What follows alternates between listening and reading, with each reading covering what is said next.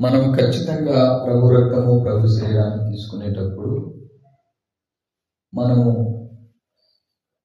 మీరు దీన్ని తిన్నప్పుడల్లా ఆయన జ్ఞాపకం చేసుకోండి అని. ప్రభు రక్తం ప్రభు శరీరాన్ని మనం ఎందుకు తీసుకుంటున్నాం అనేది మనం ఆయనని జ్ఞాపకం చేసుకొని ఆయన లాంటి జీవితం మనకు ఉందా లేదా అని పరీక్షించుకోవడానికి, మనల్ని మనం సరి చేసుకోవడానికి. చాలామంది ప్రతి వ్యక్తి కూడా ప్రభు రక్తం ప్రభు శరీరం నెలలో ఒక్కసారైనా తీసుకోవాలనే ఆసక్తి కలిగి ఉంటారు. అది చాలా మంచిది.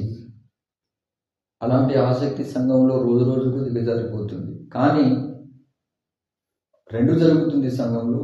ఆసక్తి కలిగిన వారు ఆచరించకపోవడం, ఆచరించే వాళ్ళు ఆసక్తి చూపించకపోవడం, ఇవి రెండు సంఘంలో జరుగుతుంది. దేవుని బిడ్డలారా, ఎందుకు ఆయన మనం జ్ఞాపకం చేసుకుని ప్రభు రక్తం ప్రభు శరీరాన్ని తీసుకుంటున్నామంటే, మనం ఈ లోకం నుండి ప్రత్యేకించబడిన వారంగా, మనం ఆయన రాజ్యంలో ఆయన బిడ్డలుగా మనం చేర్చబడేటట్లుగా ఆయన గుణలక్షణాలు మనలో ఉండాలి. ఆయన ఎలా జీవించాడని మనకు చాలా ఇంపార్టెంట్. అది మర్చిపోయి ఆయన గురించి ధ్యానించకుండా ప్రభు రక్తం తీసుకోవడానికి కుదరదు. అందుకే 5వ అధ్యాయం 6వ వాక్యం మనం ధ్యానించినట్లయితే చదవండి ఒకసారి. మీరు అతిశయపడుట మంచిది కాదు. మీరు అతిశయపడుట మంచిది కాదు. పులిసిన పిండి కొంచెమైనను ముద్ద అంతయు పులియజేయునని మీరు ఎరుగరా. ఏమంటున్నాడు? కొద్దిగా పులిస్తే ముద్ద మొత్తము కూడా పులిచిపోతుంది. యేసు ప్రభుల వారు తన జీవితంలో ఎక్కడ మాదిరి చూపించాడంటే, తాను లోకంలో శరీరధారిగా ఉన్నప్పుడు తాను ఎలాంటి మంచితనాన్ని, ఎలాంటి మంచి ప్రేమను ఈ లోకంలో తన శరీరం ముందు శ్రమపడినప్పుడు ఆ ప్రేమను పంచిపెట్టాడు, అది చూపించాడు. అలా ఆ మంచితనాన్ని, ఆ ప్రేమ చూపిస్తూనే యేసు ప్రభుల వారు ఏ కొంత కూడా పులిసిపోనట్టుగా ఉన్నాడంట. హల్లెలూయా. ఏంటిగా పులిసినతనం అంటే అతిశయం. మనము ఎవరిని ద్వేషించకుండా, ఎవరిని దూషించకుండా, ఎవరి జ్ఞాపకాలు మనలో పెట్టుకోకుండా, ఎవరు మనం గాయపరిచినా, ఎవరు మనం బాధ పెట్టినా అది అసలు మన జ్ఞాపకాలు ఊహలో కూడా తీసుకురాకుండా మనం యేసుక్రీస్తులాగా మనం జీవించడానికి పరిశుద్ధాత్మ దేవుడు మనకు సహాయం చేస్తాడు. అలా చేస్తున్నప్పుడు మనం ఏం చేస్తామంటే, ఎక్కువగా ఆ ఉన్నదాన్ని, ఆ ఉన్నటువంటి భక్తిని, దేవుని ప్రేమను, మంచితనాన్ని చూసుకున్న మనము, నేను మంచి ప్రేమను, మంచి క్షమాపణను, మంచి విధేయతను కలిగి జీవిస్తున్నానని తెలియకుండానే మనం ఏమైపోతామంటే అతిశయించడం ప్రారంభిస్తాం. అది అంతరంగంలో సీక్రెట్గా ఉంటుంది. అది ఎవరికి కనబడదు. దేవునికి, దైవ సేవకుడికి తప్ప అది మనుషులు కూడా గ్రహించలేదు. అందుకే సంఘము దేవుని రక్తంలో కడగబడి ప్రభు రక్తం ప్రభు శరీరం తీసుకుంటూ కూడా చాలామంది వాళ్ళ మంచితనాన్ని బట్టి అతిశయించారు. కొద్దిగా లోపల అనుకున్నారంట. అయితే మీరు అలా అనుకోవడం వల్ల మీకు వచ్చేది ఏమీ లేదు.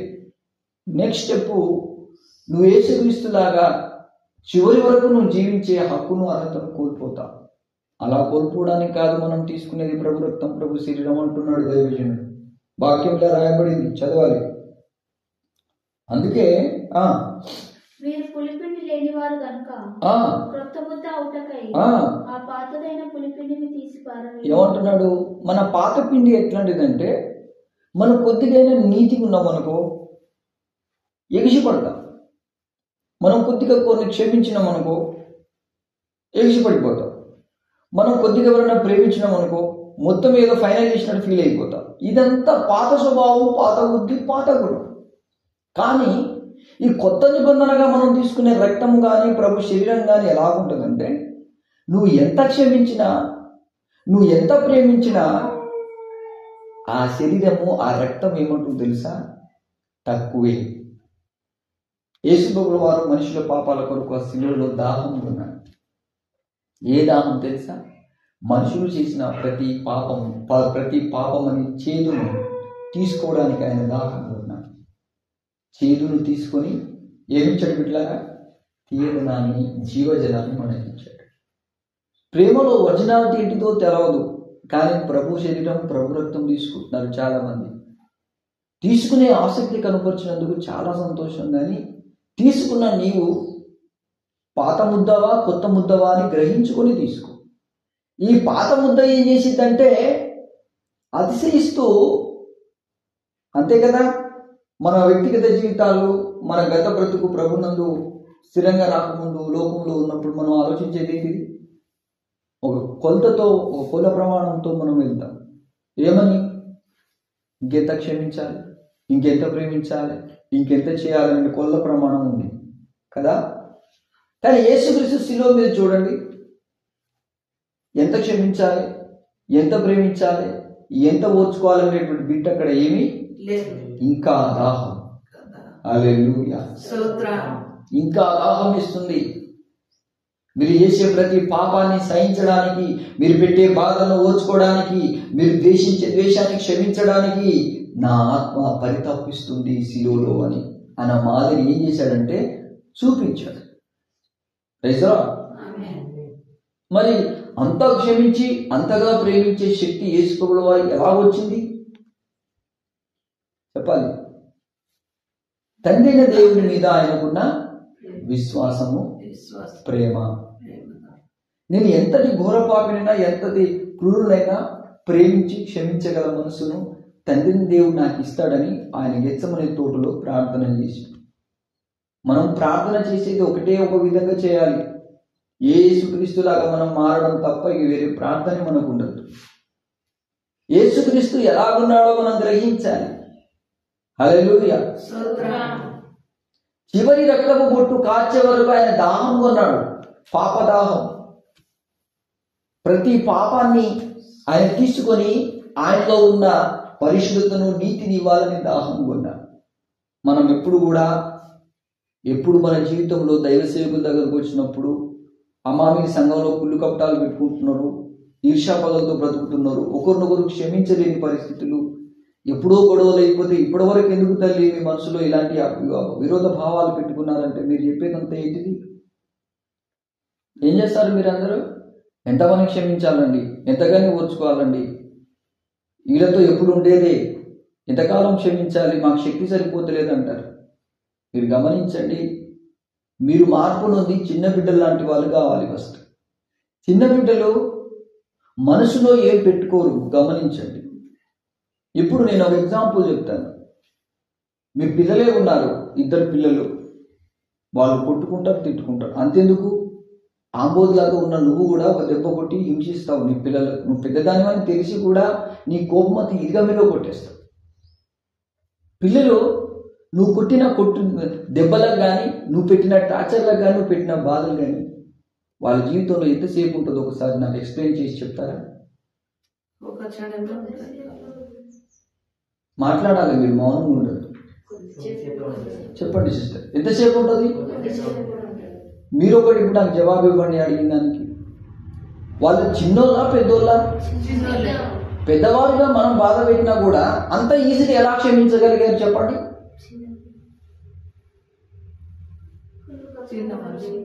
మనసులో ఏం పెట్టుకోరు. మనం దున్నపోతులాగా ఉంటాం, నటిస్తాం దైవజనుల దగ్గర, దేవుని సంఘానికి వచ్చి, మందిరానికి వచ్చి, వీళ్ళు పెట్టే బాధలు, వాళ్ళు పెట్టే బాధలు నేను తట్టుకోలేకపోతున్నా, నాకు శక్తి సరిపోతలేదంట. ఇవన్నీ అబద్ధాలు, ఇవన్నీ బోగర్ మాటలు.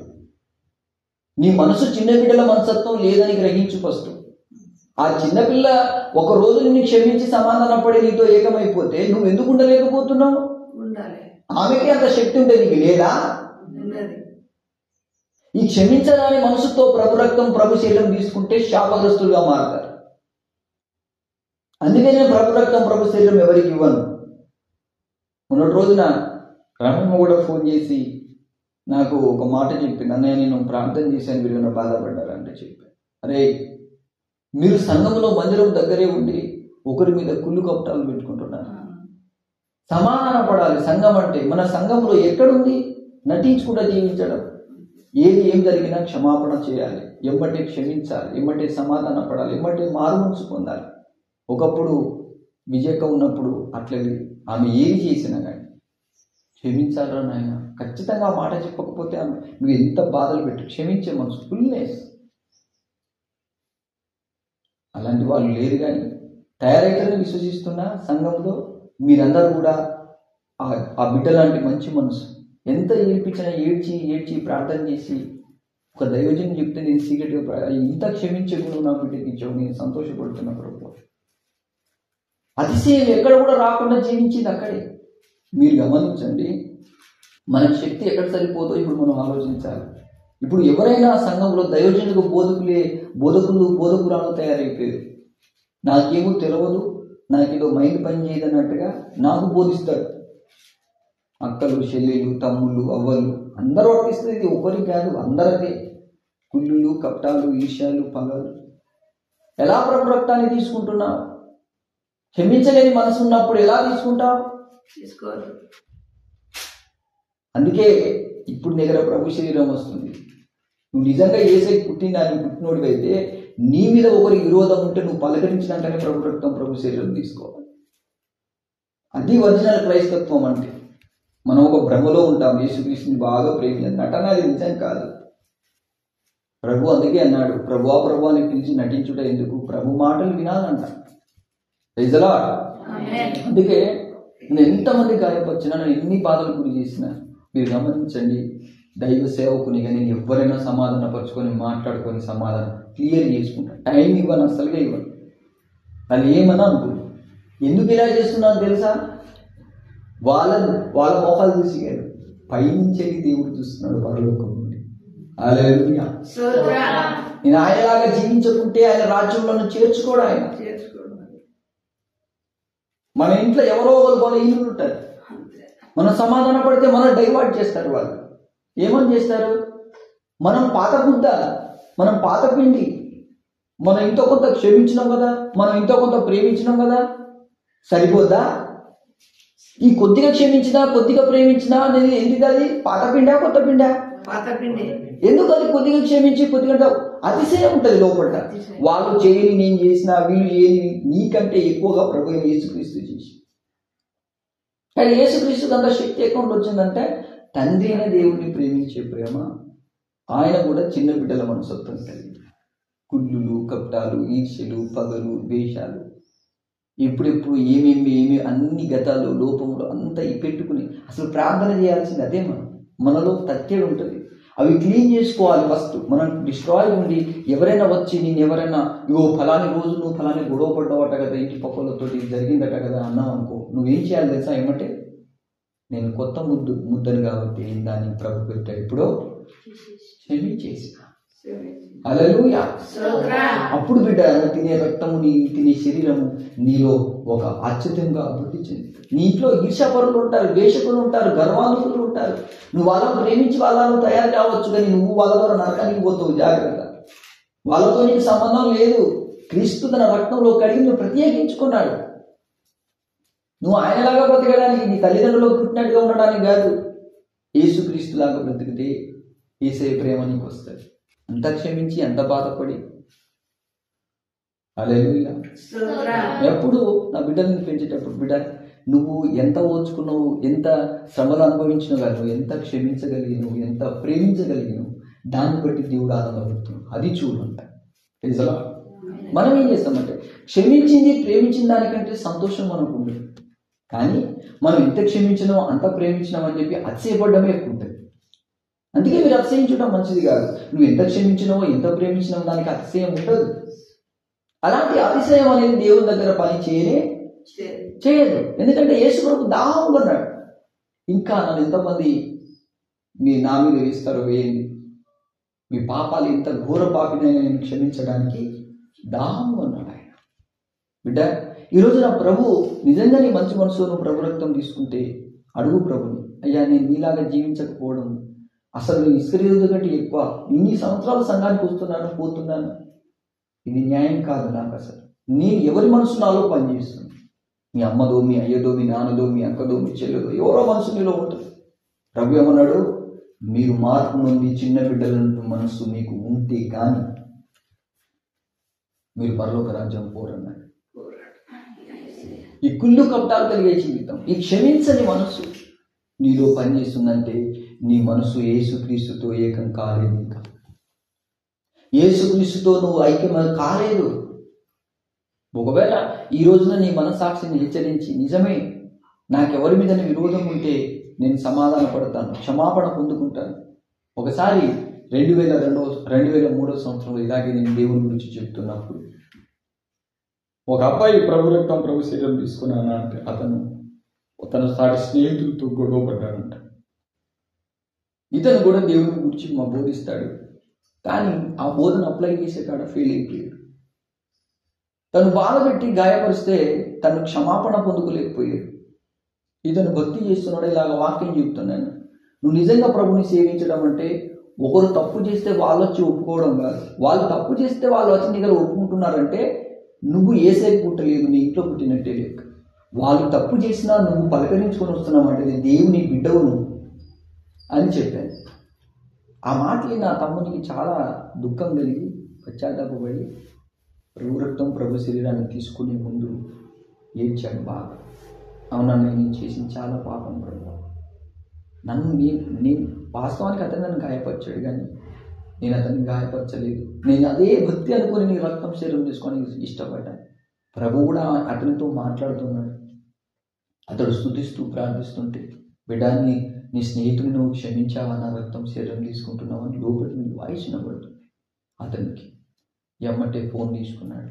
అప్పుడు బయట రూపాయి కాయిన్స్ బయటికి వెళ్ళి రూపాయి ఎక్కిపోతాను అంటే అన్నయ్య ఒక్క నిమిషం పోయి ఫోన్ చేసి తనకు పక్కన దయ్యం వేధిస్తుంది. ఏమని తెలుసా, ఇదిగో మీరు కూడా ఇలాంటి స్వభావం ఏమిటో మిమ్మల్ని దయ్యాలు శోధిస్తే తప్పు వాళ్ళదే, నువ్వు క్షమాపణ పొందుకుంటే రేపు నీదే తప్పని వాళ్ళు టార్చర్ పెడతారు కావచ్చు, నేను బాధ పెడతారు కావచ్చు అని దయ్యాలు బాగా శోధిస్తాయి. ఇవి మీ అనుభవాలు ఉండాలి. మీకు శోధించావా? ఖచ్చితంగా వేధిస్తాయి. అప్పుడు మీరు గ్రహించాలి, మనకెవరు నిజంగానే తప్పు వాళ్ళదైనప్పుడు మనం ఒప్పుకోవడం వల్ల ఏమవుతుంది, వాళ్ళ కలుసుతో కొంతమంది క్షమిస్తారు, కొంతమంది ఇంకా నువ్వేదో చేసావని నీకు లాగాలని చూస్తారు. మరి ప్రభు ఏం చెప్తున్నాడు అక్కడ, నువ్వు హింసించు వారి వరకు నువ్వు క్షమాపణ పొందుకో. వాళ్ళు క్షమాపణ చేయకపోతే దేవుడు చూసుకుంటాడు. కానీ దేవుడు చెప్పినప్పుడు వాళ్ళు ఖచ్చితంగా క్షమించి తీరుతారు. అంతే. మన సొంత టెక్నిక్లు చేస్తారు. కొంతమంది సొంతంగా పోయి సమాధాన పడతారు, సొంతంగా పోయి క్షమాపణ కోరుకుంటారు. అది నామగడ నటించడానికి. ఈ నటన దేవుడు చూడడు. ఫస్ట్ నీకు ఆత్మ చెప్పాలి, నీ ఆత్మ దేవుడు నీకు బలం ఇవ్వాలి. కొద్దిసేపు ప్రార్థన చేయాలి, ప్రభువా నేను ఆ వ్యక్తి దగ్గర నువ్వు క్షమాపణ పొందుకుంటే నువ్వు సమాధానం ఇప్పిస్తావని అడగాలే. మనం అట్లా అడగాము. ఇప్పుడు వాక్యం వింటాం, డైరెక్ట్ ఉడుకుతాం. అట్లా కాదు, ప్రార్థన చేయాలి. అతను ప్రార్థనలోనే ఉన్నాడు. అతను నా స్నేహితునికి ఫోన్ చేసి, అరే నేనే నిన్ను బాధ పెట్టారా, నాదే తప్పు తీరా, నాదే తప్పు అయింది, నన్ను క్షమించు. అతనికి ఏమో అర్థం కాదు. ఆలోచించుకున్నాడు కొద్దిసేపు.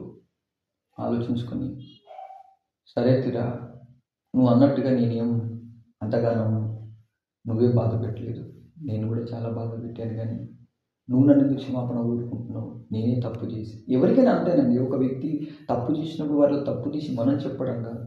మనం ఎప్పుడైతే మంచి మనసుతో ప్రేమతో క్షమించే మనసు కలిగి ఉంటామో అప్పుడు వాళ్ళకే తెలుస్తుంది నేను చేసేది మంచి. అక్కడ దేవుని ఆత్మ పనిచేస్తుంది. దేవుని ఆత్మ ఎట్లా పనిచేస్తుందో కూడా తెలవదు సంఘంలో చాలామంది. ఎమ్మటి ఆ వ్యక్తి, అరే నేను చర్చికి వస్తాను రా, నువ్వు నా తప్పున నువ్వు క్షమాపణ పొందుకున్నావు అంటే నీ దేవుడు గొప్పవాడు. వస్తే వచ్చినావు కానీ నన్ను క్షమించినావా అని అడిగిన క్షమించేసిన అన్నాడు. నువ్వు క్షమించినావంటే నా ప్రభు పనిచేశాడు. తర్వాత కలిసి మనం ఫోన్ పెట్టి వచ్చి ప్రభు శరీరాన్ని. చాలామంది నటించే వాళ్ళ సంఘంలో తయారెక్కువైపోతున్నారు. రేపు దేవుని దగ్గర వచ్చి అడిగినప్పుడు అడుగుతాడు, నువ్వు నాలాగా క్షమించావా, నాలాగా ప్రేమించావా, నాలాగా దుర్నీతిని తీసేసావా.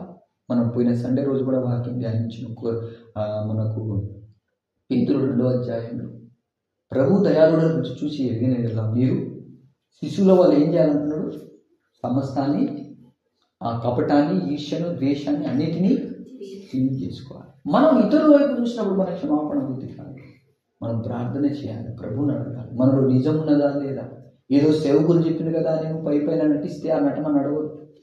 ఇతరులు కూడా క్షమించమన్న వాళ్ళు క్షమాపణ చేయనే అప్పుడు దైవజనుల మీద మనకు కోపం వస్తుంది. చూసినావా, నువ్వు సమాధాన పడమను, నువ్వు క్షమించమన్నావు, నేను క్షమాపణ పొందుకుంటే వాళ్ళు క్షమించలేదంటావు. అందుకే చెప్తున్నా, నువ్వు ఎవరినైతే నిన్ను బాధ పెట్టారో వాళ్ళ దగ్గర క్షమాపణ పొందుకోవడం వల్ల నువ్వు క్రైస్తవుడిగా అయిపోతావు. నువ్వు పాత ముద్దగా ఉండవు. పాత ముద్ద ఏంటిది? తప్పు ఎవరు చెప్తే వాడే క్షమించాలి, వాడే ఒప్పుకోవాలని కదా పాత ముద్ద. కొత్త ముద్ద అట్లే కాదు, వాడు తప్పు చేసినా నువ్వే బతిమాల పౌలదే అంటాడు. ప్రజల ఇక మనం నిజంలో ఒరిజినాలిటీ ఎక్కడ ఉంది గమనించు. అందుకే దేవుని వాక్యం అంటుంది. ఇప్పుడు వాక్యం చదువుతాం. అందుకే ఏమంటున్నాడు? మీరు అతిశయించడం మంచిది కాదు, మీరు పాత ముద్ద కాదు అంటున్నాడు అక్కడ. ఇప్పుడు కొద్దిగా పులిసిపోవడం అంటే ఏంటి చెప్తున్నాను కదా. దేవుడు దయ వల్ల, దేవుని మంచితనాన్ని బట్టి, దేవుని ప్రేమను బట్టి నువ్వు ఇతరులను క్షమిస్తే మళ్ళీ నీకేముండకూడదు? అతిశయం ఉండకూడదు. నేనే క్షమించినా, నేనే ప్రేమించినా, నేనే ఓర్చుకున్నా అని అతిశయం ఉండకూడదు. అక్కడ ఏమవుతుందంటే దుష్టుడు నీలో దొరబడతాడు. అర్థమైందా? ఇది నువ్వు బిగబట్టేస్తాడు. ఇక నువ్వు ఇంత మట్టికి అని నువ్వు కొంత పర్సెంటేజ్ పెట్టుకుంటావు. క్రీస్తుకు పర్సెంటేజ్ ఉందా క్షమించడానికి? దీర్ఘశాంతం కలిగింది ఆయన ప్రేమనంట. నువ్వు ఆయనతో కనెక్ట్ కావాలి, ఆయన ప్రేమించాలి, అప్పుడే నిజం ఉంటుంది. ఇప్పుడు చదువుదాం వాక్యాన్ని. పులిపిండి లేని వారు కనుక కొత్త ముద్ద అవుటకై. ఇప్పుడు పాత స్వభావం, పాత గుణాలు, పాత మనసు ఏం చేయాలి? మనం ఉంచేది అది. ఇప్పుడు నేను గుర్తుపెట్టుకోవాలి రెండు విషయాలు. ఎంతటి పాపైనా క్షమించే మనసు వేసేది. నేను వేసేలా బ్రతకట్లేదని ఒకటి ప్రార్థన చేయండి. రెండోది, చిన్న బిడ్డలు నేను జ్ఞాపకం చేసుకుంటా. నేను చిన్న బిడ్డలు మర్చిపోను. దైవజనునికి ఎప్పుడు డైలాగ్ కొడతారు నా దగ్గర భక్తులు కొంతమంది. సంఘంలో అందరూ మాటలే ఉన్నారు. మాకు శక్తి సరిపోతలేదు, నేను ఎంతగానో క్షమించాలి, నా వల్ల అయితే లేదు. నీ మనసును అడుగు. నీ మనసులో దుష్టుడు కూర్చుంటాడు కానీ నీ వల్ల కాదు. చిన్న బిడ్డల వల్ల నువ్వు మారావా? లోపడంతా ఎప్పుడెప్పుడు డస్ట్బిన్ ఉంటుంది. ఒక్కసారి గెలిగిస్తే గతమంతా గుర్తుకొస్తుంది. నువ్వు ఫస్ట్ ప్రాయచిత్తం చేసి అన్నిటినీ క్షమించి చూడు. అప్పుడు ఎవరు బాధ పెట్టినా, ఎవరి మీద కుళ్ళు కప్పటానికి రావు, ఈజీగా క్షమిస్తావు. కానీ ఒకటి గుర్తుపెట్టుకో, దేవుడు నీకు తోడై ఉంటాడు. హల్లెలూయా. పరిశుద్ధాత్మ దేవుడు నిన్ను బలపరుస్తాడు, నీ పక్షమున ఆయన నిలబడతాడు. ఒకటి మాత్రం, హింసించే వారి కొరకు మనం ప్రార్థించాలి. ఏమని? వాళ్ళ వలన బాధ పెడుతున్నాను, హింసించద్దు, బాధ పెట్టద్దు, నేను క్షమించలేను, నా వంతు గింతే, అట్లగా చేసేది ప్రార్థన. ఎవరు ఎలాంటి హింసలు, శ్రమలు, బాధలు కలగజేసినా క్షమించే మనసు నాకు ఉండాలి దేవా. వాళ్ళు ఎంతటి వేదన గురి చేసినా నేను ఐఎమ్ రెడీ. వాళ్ళు ఎవరైనా కావచ్చు, సంఘంలో వాళ్ళనే కాదు, నీ ఇంట్లో వాళ్ళు కావచ్చు, బయట వాళ్ళు కావచ్చు, విశ్వాసులు కావచ్చు, భక్తులు కావచ్చు. నువ్వు ఎవరి మనసు కలిగి ఉండాలి? ఈ క్రీస్తు మనసు మీరు కలిగి ఉండు అని చెప్పి ఆ 2వ అధ్యాయంలో ఆయన మనసు ఎలాంటిదంటే క్షమించేవాడు. సంఘం ఎక్కువ ఫలించకపోవడం కారణం ఏంటంటే క్షమించలేని. ఎవరైనా క్షమాపణ చేస్తే వారికి ఆత్మఫలాలు కనబడతాయి. ఎవరైనా ప్రేమ కలిగి జీవిస్తే వాళ్ళకి ఆత్మఫలాలు కనబడతాయి. ఎవరైనా ప్రేమించడం స్టార్ట్ చేస్తే, ఎందుకంటే ఆ ప్రాసెస్లో నువ్వు ఇంకా ఫలించాలని దేవుడు చెప్తాడు. మనం ఇప్పుడు యోహాను సువార్తలో 15వ అధ్యాయంలో మనం వాక్యం చూసినట్లయితే ప్రభువు చెప్పిన మాటే, ఫలించువాడు పులిసిపోవడం అంటే ఇక్కడ కూడా కనబడుతుంది. చూడండి, బహుగా ఫలింపవలనని, ఫలింపని తీగను ఆయన. ఇప్పుడు 2 ఫలాలు ఉన్నాయి బిడ్డలారా, గమనించండి. ఒకటి నువ్వు బాగా ఫలించడము, ఇంకొకటి నువ్వు ఫలింపకుండా ఆగిపోవడం. ఇప్పుడు ఒక వ్యక్తి బాగా ఫలించాడు, ఒక వ్యక్తి బాగా ఫలించలేకపోయాడనే దానికి 2 ప్రాసెస్. ద్వేషిస్తే మొత్తం ద్వేషించేటోళ్ళు ఉంటారు, ప్రేమిస్తే మొత్తం ప్రేమించేటోళ్ళు ఉంటారు. ఈ 2 మనలో పనిచేస్తాయి. ఇప్పుడు కొంతమంది పులిసిపోయేది ఎక్కడనంటే, కొంత ప్రేమిస్తే, కొంత క్షమిస్తే, కొంత ఓర్చుకుంటే, కొంత సహించుకుంటే, కొంత ప్రభులాల క్లారిటీ ఉంది. ఏం చేస్తారు? పులిసిపోతాడు. రెండోది బహుగా ఫలించలేదు. చెప్పాలి ఏంటి? కొలతలు గుంచుకుంటారు. బహుగా ఫలించమన్నాడా? ఏదో కొద్దిగా నువ్వు ప్రేమించి నీ కొద్ది ఫలాలు కనబడి కొద్దిగా, అది కాదు. బహుగా ఫలించాలి అంటే నీ ఆత్మఫలాలు ఆకాశానికి అంటుకోవాలి. నీ సముద్రం లాగా నువ్వు మారిపోవాలి. నీ సంఘము, నీ ఎవరి మీద నీకు ఇంత కూడా రావద్దు. నీకు ఆ శక్తి లేకపోతే నువ్వేం చేయాలి చెప్తున్నా నేను. నీకు పరిపూర్ణమైన గుణం రావాలి. నేను ఎవరు ద్వేషిస్తారు, ఎవరంటే నీకు పడదు, వాళ్ళ మీద నువ్వు టార్గెట్. వారిని క్షమించి వారిని ప్రేమించగల శక్తిని ఏమని ప్రార్థించాలి. వారి ద్వారా నీ ప్రేమ అభివృద్ధి. ద్వేషిస్తే అక్కడ మూడు పడిపోతావు, క్షమిస్తే నువ్వు అక్కడ వాళ్ళకంటే గొప్పవాడివి గొప్పదానివి అవుతావు. నేను సేవకు వచ్చినప్పుడు కూడా నాతోటి సేవకు నన్ను చాలా బాధలు పెట్టారు. వాస్తవానికి సేవలోను, పరిచర్యలోను, అభిషేకంలోను, ఆత్మలోను అన్నింటిలో వాళ్ళే గొప్ప. కానీ నేను చాలా చిన్నపిల్లోని అప్పటికి సేవలు, కొత్త స్టార్టింగ్ సేవ. వారిలో సగం నాకు, వారు 100 అయితే నేను 50%. వారిని పెద్ద సేవకులు, నేను చిన్న సేవకుడు అని పేరు పొందుకునేవాడిని. ఇలా మినిస్ట్రీ స్టార్ట్ అయిన తర్వాత ప్రభువా వారికి పెద్దవారిగా నన్ను చిన్నవారికి ఎందుకు చూస్తున్నావు అంటే ప్రభు చెప్పినాడు, పేరు పెద్ద ఊరు దిబ్బ, అతను క్షమించే క్షమాపణ కంటే నీ క్షమాపణ గొప్పదైతే నువ్వే పెద్దవారి ఉంటానన్నాడు. హల్లెలూయా. అందుకే చూడండి, చాలా మంది పేరుకి పెద్దలు, వాళ్ళు చూస్తే చిన్న పిల్లలా ప్రవర్తిస్తారు. క్షమించే గుణం ఉండదు, అన్ని లోపల దాచిపెట్టుకుంటారు, అంత గతమే నింపుకొని ఉంటారు, అంత వదిలిపెట్టిన దాన్ని మళ్ళా పంపు తీసుకుంటారు. ఈ మనసు క్రీస్తు నుండి వచ్చింది కాదు, లోకం నుండి, విశ్వాసం నుండో, కుటుంబం నుండో, సాతాను నుండి కలిగింది. దేవుని మనసు అలాగ ఉండదు. క్షమాపణ చేసి మరలా జ్ఞాపకం కూడా తీసుకురాలి. యేసు ప్రభు మన పాపాలను ఎప్పుడైనా జ్ఞాపకం చేస్తాడా? అమ్మా రైతమ్మ, ఒకప్పుడు నన్ను నువ్వు ఫలాని సురేష్ తాగుతాడని తిట్టి నన్ను గాయపరిచి నన్ను ఏడిపించినావమ్మా అని గతాన్ని గుర్తుకు చేస్తాడా? నువ్వు మొట్టకైను 4 బుద్ధులు గుద్ది నన్ను బాధ పెట్టినావు అని గుర్తుకు చేస్తాడా? చేయడు. ఎందుకు చేయడు? ఎందుకంటే నిన్ను ప్రభు క్షమించినప్పుడు నువ్వు మనస్ఫూర్తిగా నిన్ను, కానీ మనం క్షమాపణ చేయలేము. దేవుడు దైవ సేవకులు అదే చూస్తారు, వీళ్ళు సమాధాన పడతారేమో, వీళ్ళు మంచి ఖర్చు ఉంటారేమో అని. ఏమైందిరా అంటే మేము మాట్లాడుకుంటలేము తెలుసా. ఎంత నీచంగా దిగజారిపోతుంది అంటే, ఎంత నీచంగా దిగజారిపోతారు సంఘాల్లో అంటే. అందుకే సంఘాల్లో కుళ్ళు, కపటలు, ఈర్ష్యలు, పగలు. హెబ్రోను సహవాసంలో నేను చెప్పాలని కానీ పూర్తితో సహా ఆ యొక్క యూట్యూబ్లో ఉంటుంది. సేవకులు కొట్టుకుని తిట్టుకుని, నేను ఆ స్టెప్ నుండి వచ్చినోని, నన్ను శాపం పెట్టినా నేను క్షమాపణ చేశాను. నేను శాపం, నీవు దేవుని ప్రేమించుకుంటే శాపం అనుభవిస్తావు, దేవుని వాక్యంలో ఉందని చెప్తే మాత్రం నా మీద నేను పగాలు పెట్టుకునే వాళ్ళు లేకపోలేదు. కానీ దైవజనుడు పెట్టాడు, అది వాళ్ళకి తెలుసు. నేను మీ శాపాన్ని నా మీద తీసుకుంటాను, కానీ నేను క్షమించే మనసు నాకు లేదు. కానీ శాపం ఎలా వస్తుందో గత వారంలో కూడా చెప్పాను. నువ్వు ప్రభువైన యేసుక్రీస్తుని ప్రేమించకుంటే శాపం ఖచ్చితంగా వస్తుంది. ఎవరిని ప్రేమించుకునే ఏం కాదు, తల్లిదండ్రులు ప్రేమించుకునే ఏం కాదు, లోకంలో ఎవరిని ప్రేమించుకునే ఏం కాదు. కానీ క్రీస్తుని ఖచ్చితంగా నువ్వు, క్రీస్తుని ప్రేమించేవాడు ఏం చేస్తాడో, ద్వేషించడు, క్షమిస్తాడు, ప్రేమ కలిగి జీవిస్తాడు. క్రీస్తు ప్రేమతోనే బ్రతికాడు భూమి మీద. వాడు సేవ చేసినా, పరిచర్య చేసినా, ఏది చేసినా ప్రేమతోనే చేస్తాడు. ఇంత కోపం, ద్వేషం వస్తే పని పెట్టేస్తాడు. దేవుని పని చేసుకుని ప్రార్థనలు గడపాలి. మనం ఎంత గొప్ప సేవ చేసినామని కాదు, మనం ఎంతగా క్షమించినాం, ఎంతగా ప్రేమించగలుగుతున్నాం. మరోసారి గుర్తు చేసుకోండి, నా యందు మీరు నిలిచి ఉంటేనే మీరు ప్రేమించగలుగుతారు అన్నాడు అక్కడ. మనం ఇతరులను ప్రేమించగలగాలంటే ఆ శక్తి ఎవరిస్తారు? మనకు దేవుడు ఇస్తారు. మనం యేసుని ప్రేమిస్తేనే కదా వచ్చేది. ప్రేమించాలి. ఇప్పుడు మన వాళ్ళ మనం ప్రేమించినప్పుడు వాళ్ళకు ఉన్న అండా దండ అన్నీ వస్తాయి మనకు. ఇప్పుడు ఒక వ్యక్తి, ఒక పొలిటికల్ లీడర్ వాళ్ళతో కనెక్షన్ పెట్టుకున్నప్పుడు వాళ్ళ అన్నీ వస్తాయి మనకు కలగంట. మరి పరలోకంలో యేసుక్రీస్తు మరణాన్ని జయించిన వాడి ప్రేమ మనతో ఉన్నప్పుడు కరువైన, ఖడ్గమైన, ఉపద్రవం వల్ల, నిందైన, అవమానం ఏం చేయగలుగుతుంది? మనం ఎందుకు బలహీనం అయిపోతున్నామంటే, మొట్టమొదటిగా మన మనసులో మన ఇంటి వాళ్ళకో, వంటి వాళ్ళకో, లోకానికో, మన స్వార్థానికో మనం అవకాశం ఇస్తాం. అప్పుడు దుష్టులు ఎగబడతారు. కానీ క్రీస్తుకు మన హృదయంలో చోటు ఉండదు. క్రీస్తు మనసు మనలోకి వస్తే మనం చేసే పని ఏంటిదంటే బహుగా క్షమిస్తాము, ఎమ్మటే చిన్న బిడ్డ వల్లే మారిపోతాము. ఈ రోజు రేపు తీయమిగా.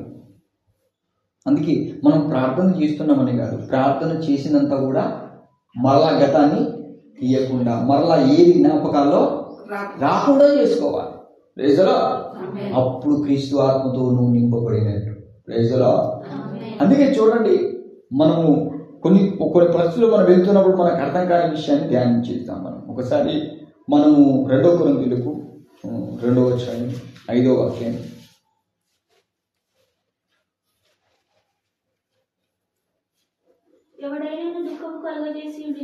ఏమంటున్నాడు?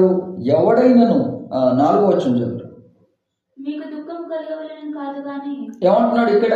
ఇప్పుడు దైవజనుడు నువ్వు ఇతరులను క్షమించాలి, ఇతరులను ప్రేమించాలి, నువ్వే సమాధాన పడాలి, నువ్వే కలిసి ఉండాలి, నువ్వే అన్ని చూసుకోవాలి, నువ్వే పెద్దడిగా మారాలి, నువ్వే గొప్పతనంగా వెళ్ళాలంటే మనకేమనిపిస్తుంది?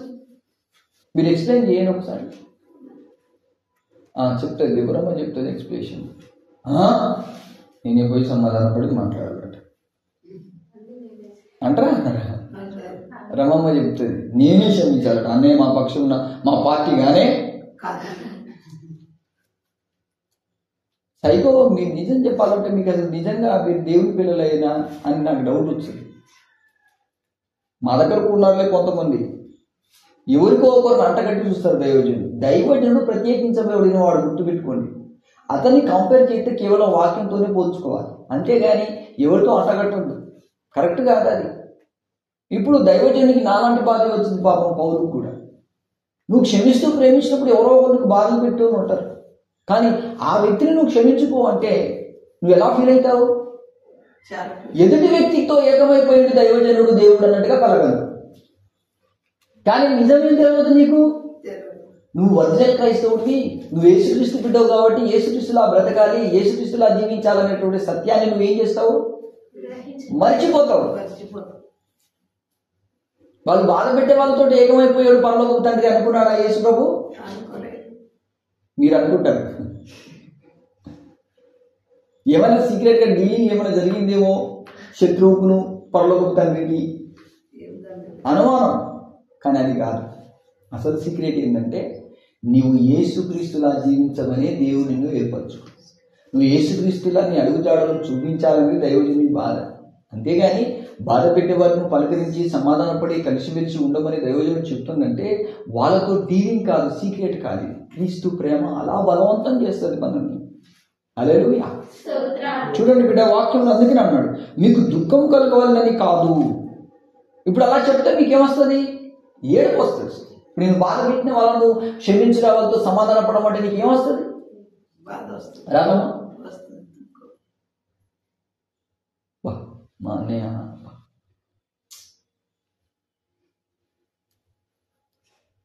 అంటే నాకు చాలా ఇష్టం, కానీ మళ్ళా వాళ్ళని క్షమించమంటాడు. నువ్వు ఏడుస్తావు ఇక నా ముందు కూర్చొని ఏడవరా? దైవజనుడు అంటున్నాడు. అందుకే అంటాను నేను, మీరు ఏడవడం మంచిదే. ఎందుకు ఏడుస్తున్నావు తెలుసా? ప్రభు చిత్తం జరగాలని. గట్టిగా చప్పట్టుకోండి, ప్రభుకి సంతోషం. ఇప్పుడు కాదు నువ్వు కొట్టుకోవాల్సింది, నువ్వు ఏడ్చినప్పుడు కొట్టుకో. దేవా, దైవజనుడు ఏదైనా ఇలా చెప్తే నేను క్షమించగలగడానికి నేను ఏడ్చాను. స్టార్టింగ్లో విజయ్ కూడా అట్లా బాగా ఏడ్చేది, చిన్న బిడ్డలాగానే. నన్ను బాధ పెట్టద్దు, నన్ను ఏడ్చిపెద్దా అని అని తర్వాత అర్థమైపోయింది. అదే దేవుని ఆత్మని తాగుతుంది. ఫస్ట్ గమనించు, చల్లగా తాగిన బయసే వచ్చిన. ఎందుకు వచ్చాడు తెలుసా? నేను ఓదార్చడానికి. ఆమేన్. ఎందుకు వచ్చాడు తెలుసా? నీవు ఏడుస్తావు, ఒక బిడ్డలు బాధ పెడితే నువ్వు క్షమించలేకుండా అన్నయ్య క్షమించబడ్డా నువ్వు వేదన గురవుతావు. అప్పుడు పరలోకం నుండి క్రీస్తు ప్రేమ నీ మీదికి. ఇక మళ్ళా మనం ఏం చేస్తాము? క్షమించి ప్రేమ చూపించేది యేసయ్య అయితే మీడియేటర్ గా సేవకున్నో లేక విశ్వాసంలో అడ్డం పెట్టుకుంటాం. మనల్ని వాళ్ళు ఓదార్చాలి ఇలా, అది ఐ డోంట్ కేర్. ఇలాంటివి పట్టించుకోవద్దు, నేను పట్టించుకోను. ఎందుకంటే నిన్ను ఆదరించేది పరిశుద్ధాత్మ దేవుడు. సేవకురాలను ఉద్ధరిస్తే నువ్వు చేసింది ఏమున్నది? అదేదో సేవకులు చెప్తే నువ్వు చేస్తున్న భక్తి అని అక్కడ కరెక్ట్ అర్థమైపోతుంది. నేను చెప్తే నువ్వు చేయకు. నీకు ఆత్మ ప్రేరేపణ ఉండాలి, వాక్యాధారాలు ఉండాలి. ఏమన్నాడు? నీకెవడైనా బాధ పెడితే నీకు దుఃఖం వస్తే. హల్లెలూయా. అందుకే అక్కడ పక్కన ఇంకో మాట కూడా చెప్తున్నాడు చూడు. ఇది ఇలాగే పెట్టుకుంటే మనము రెండు దుఃఖాల్లో ఒక దుఃఖాన్ని గురించి మనం ధ్యానం చేస్తే మనకు అర్థమైపోతుంది. అక్కడ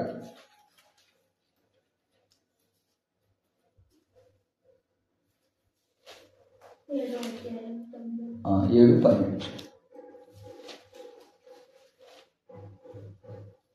7:12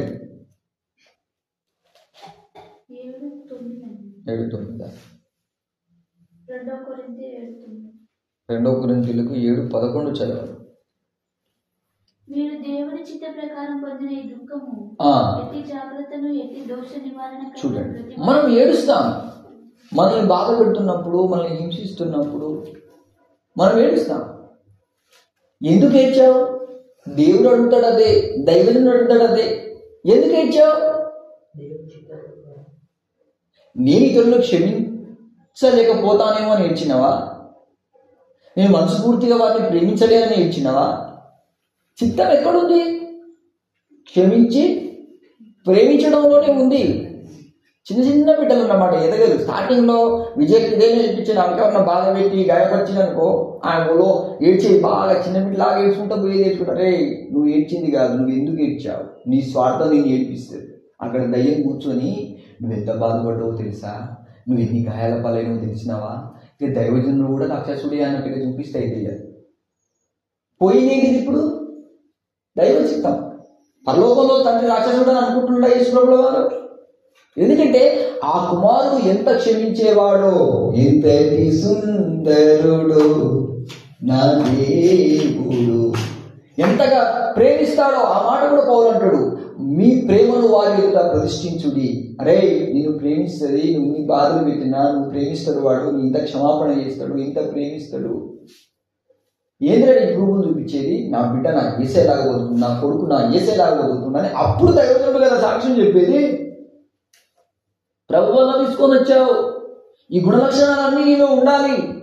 ప్రార్థన అంటే ఏదో చేయడం కాదు, దైవ చిత్తానుసారంగానే గెచ్చమని తోటలో యేసుప్రభుల వారు ఏడ్చారు. నువ్వే కానీ ఏడ్చింది, ఆయన ఏడవలేదా? ఏడుపుకు వాక్యం ఉండాలి నీ దగ్గర. ఏడుపుకు వాక్యం ఉంది. ఏడిస్తే ఎలా ఏడ్చాడు?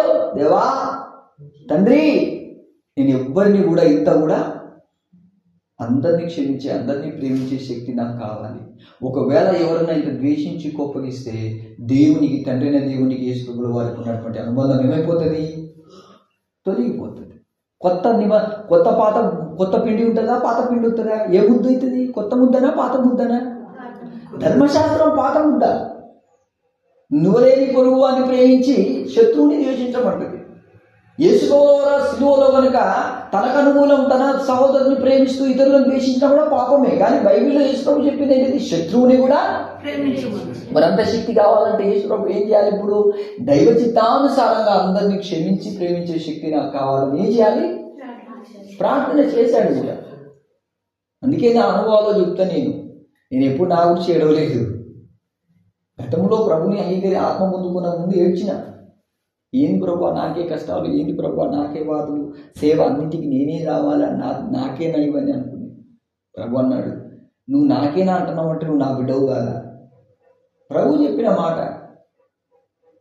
నాకే అంటున్నావు, నన్ను నా తండ్రి నా ప్రభువా అన్నావు, నా దేవా అన్నావు. మరి నాలా నువ్వు జీవించావా? జీవించినప్పుడు నన్నెందుకు నమ్ముకున్నావు? వదిలిపెట్టి వెళ్ళిపో అన్నాడు. బాధ అనిపించింది. లేదు ప్రభు, నాకు బలహీనతలు చాలా, నీ గురించి నువ్వు ఇవ్వడం పని, నా చిత్తానుసారంగా నువ్వు దుఃఖం ఉంటుంది. అప్పుడు జాగ్రత్త తీసుకున్నావు. ఒకవేళ నా గురించి నేను ఏడిస్తే పాపంగా మార్చబడుతుంది. అవును, మన కోసం మనం ఏడిస్తే ఏమంటుంది? ఏ పక్కన వచ్చి ఇంత దుఃఖం, ఇంత బాధ ఎందుకు? నీకు ఈ బాధ, ఈ దుఃఖం సావా ఎమ్మటే నీకు సాధారణంగా వచ్చి అయిపోయింది. నువ్వు దేవుడి కోసం ఏమి నీ వల్ల కాదు సావు.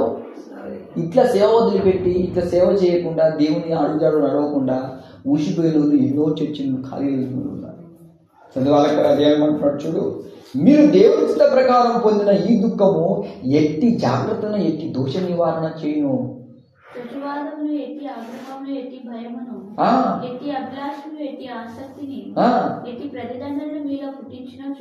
హల్లెలూయా. ఇప్పుడు ప్రతిదండన ఎవరు చేస్తారు? దేవుడు చేస్తాడు కదా. మనం ఎప్పుడైతే ప్రభువా వాళ్ళని క్షమించలేదేమో, వారిని ప్రేమించలేదేమో, ఇప్పుడు యేసు ప్రభుని సిలువకి ఇచ్చిన వారిని ఆయన పొడుచు వారు చూస్తాడని ఆ ప్రకటన గ్రంథంలో లేదా? మనం ఏడ్పించే వారిని, మనం బాధ పెట్టే వారికి పనిష్మెంట్ ఇచ్చేది ఎవరు? ఆయనే. ఎవరు? మనం క్షమించి మనం ప్రేమిస్తే పనిష్మెంట్ ఇచ్చేది ఎవరు? దేవుడే. నువ్వు ఫస్ట్ ఏం చేయాలంటే అక్కడ ఎట్టి జాగ్రత్తను, ఎట్టి దోష నివారణ. దోషం ఎక్కడుంది? క్షమించే కాడుందా, క్షమించని కాడుందా? చెప్పాలి, ఎక్కడుందా దోషం? క్షమించే కాడుందా? క్షమించని కాడ, కుళ్ళు కపటం కాడ ఉంటుంది. ఆ మాటనే చెప్తున్నాడు ఇక్కడ. చదువుదాం ఇప్పుడు మనం. కార్యంలో గురించి సమస్త విషయంలోనూ మీరు నిర్దోషులైందని రుజువుపరచుకోండి. అబ్బా, ఎంత మంచి మాట చూడండి. మీకు ఇలాంటి దుఃఖాలు, బాధ, వేదన కలిగినా కూడా నీ దుఃఖము కూడా ఏమైపోవాలంట చెప్పాలి. ఏమని చెప్తుంటే అక్కడ నిర్దోషమైన కన్నీరుగా కనబడాలి దేవుని దగ్గర. ఆమేన్.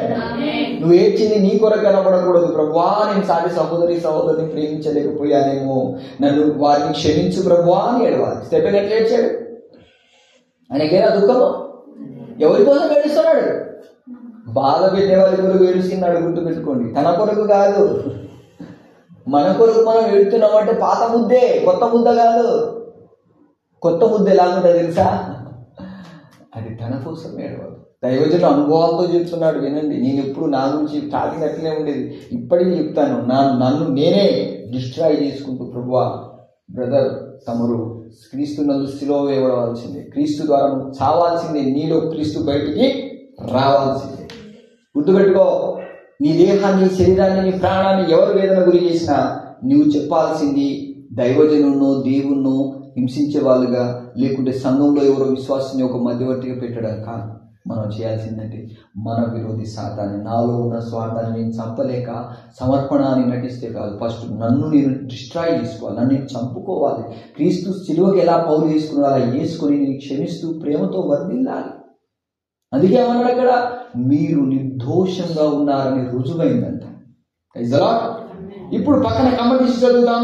అందుకే అంటున్నాడు చూడండి, మీరు దుఃఖము కలగవలని కాదు, గ్రహించండి. ఇప్పుడు నువ్వు ఏడవడము, ఇలా ఏడవకూడదు నీ కొరకంటే నీకేమనిపిస్తుంది? బాధ అనిపించింది. అన్నయ్య గీత కూడా నా మీద, నీ మీద నాకు లేదు, నా మీద నాకే లేనప్పుడు నీ మీద ఎక్కడ వచ్చింది నాకు? ఒకసారి ఆలోచించు. నా సావు నేను కోరుకున్నోని నిన్ను బతికించడానికి నేనెందుకు పిలుస్తాను? చిన్న అర్థమవుతుందా? నన్ను నేనే చంపుకున్నోని నిన్నే హాయిగా నేను ఎందుకు బతికిస్తాను? నీవు చావాల్సిందే, క్రీస్తు నీలో సిలువ వేయబడినానయ్యా, నీవే నాలో జీవించువయ్యా. వేషధారులు ఎంతో మంది సంఘంలో, సేవలో, పరిచయలో, మందిరాల్లో మినిస్ట్రీలు బాగా పెరిగిపోతున్నాయి. ఒక మినిస్ట్రీ స్టకప్ అవుతుంది, ప్రేమ కలిగిన మినిస్ట్రీ. ఆ ఒక్క మినిస్ట్రీ ప్రేమతో ప్రభంజనంగా బయలుదేరిందనుకో, నామకార్థ క్రైస్తవులకు జడ్జిమెంట్ దేవుడే ఇస్తాడు. నీవు ప్రభు పనిలో పరిచయలో అడుగుపెట్టిన కానీ ఎవరు బాధ పెట్టినరో ఆయనే విమర్శించి తీర్పు తీరుస్తాడు. నిర్దోషంగా కనబడు ఫస్ట్. అర్థమవుతుందా? దోషారోపణ చేస్తుంది. గునుగడం, సనగడం, కుళ్ళు పెట్టుకోవడం, కపటం పెట్టుకోవడం, మనం క్షమించకపోవడం, ఇవన్నీ దోషారోపణ. అందుకే ఎట్టి దోషారోపణ నివారణ చేయను. చూడండి, మనం ఏం ఏడుపు దేవా క్షమించమని హృదయం వస్తే లోపలికి, అది దేవుని మనసు. దేవా నేను ఇలాగ బ్రతకలేకపోతున్నాను దేవా, నువ్వు పశ్చాత్తాపంతో ఏడ్చినప్పుడు నీ హృదయంలో ఉన్న కుళ్ళు, కపటం, ఈర్ష్య, పగ, ద్వేషం, గతం, పాత బుద్ధి, పాత గుణాలు, పాత ఆలోచనలు అన్నీ పోయి నిన్ను బట్టి దేవుడు సంతోషపడతాడు. విశ్వాసం సంతోషపడకపోవచ్చు. సేవకులు నువ్వు చేసే భక్తిని చూసి సరిగా చూడకుండా నువ్వు ఏం చేసినావు లేనిపోని చెప్పవచ్చు. కానీ దేవుడి మాత్రం నీ హృదయాన్ని చూస్తాడు. ఆమేన్. నీ భక్తిని ఆయన దగ్గర పరిశీలించుకోవాలి. ఆ వాక్యంలో నీకు రాగానే ఆ వాక్యంలో నువ్వు తేలిపోవాలి. నిజంగానే నేను ప్రతి బిడ్డను క్షమిస్తూ ఉన్నాను, నిజంగానే నేను బహుగా ప్రేమించడం అనే ఆ ప్రాసెస్లో ఉన్నాను, కొద్దిగా ప్రేమించి పులిసిపోవట్లేదు. ఇది మన యొక్క బయట, ఇది దేవుడు మనతో మాట్లాడుతున్న సత్యం. అప్పుడే ప్రభు రక్తం, ప్రభు శరీరాన్ని మనం తీసుకో. చాలా మంది ప్రభు రక్తం, శరీరాన్ని తీసుకోవాలంటే వాళ్ళకి క్లారిటీగా ఉండలేదు. నువ్వు క్లారిటీగా ఉండడానికి బోధింపబడి నువ్వు తీసుకుంటున్నావు, నువ్వు ధన్యురాలివి. అసలుగా తీసుకున్న పరిస్థితి ఏంటిది? సాతానికి చిక్కిపోయినట్టే కదా వాళ్ళు. చదవండి ఒకసారి అదే వాక్యాన్ని. అందుకే మీకు దుఃఖము కలగవాలని కాదు కానీ అత్యధికమైన ప్రేమ మీరు తెలుసుకోవాలి. దైవజనుడు ఎప్పుడు నీకేమంటాడు? కొంతమంది ఎంత భ్రష్టంగా బతుకుతారంటే, అరే నీ మీద నాకున్న కలర తమ్ముడా, నీ మీద నాకున్న కలర చెల్లి, నువ్వు ప్రేమలో అభివృద్ధి చెందుతున్నావు అని నేను హైలైట్ చేయాలని నేను అనుకుంటున్నాను. నా ఉద్దేశం అదే, నా ఆశలని అవే. ఎవరు కూడా నీలో ఈ బిడ్డ ప్రేమించదు, క్షమించదు అనే పదం నేను ఏదైతే చూపించకుండా నువ్వు కనబడాలి సంఘంలో. ఇది నాకేముందా? దైవజనుడు కూడా ఉంది. క్రీస్తు వేరే కాదు, నేను వేరే కాదు, పౌలు వేరే కాదు, పరిశుద్ధ గ్రంథంలో రాయబడిన ఉపదేశం వేరే కాదు. నువ్వు ఒక్కడివే, నువ్వు ఒక్కదానివే డివైడ్ అయిపోతావు. అందరు డివైడ్ చేసిన అంటారు. అయిపోయింది. మనం ఎక్కడ డివైడ్ అయిపోతున్నాం? క్షమించని కాడ, ప్రేమించని కాడ, ప్రేమ అనే మందిరాన్ని లోకంలో ప్రేమ మందిరంగా చూపించని కాడ, ఇక్కడే మనము సంఘం భ్రష్టు పట్టిపోతుంది.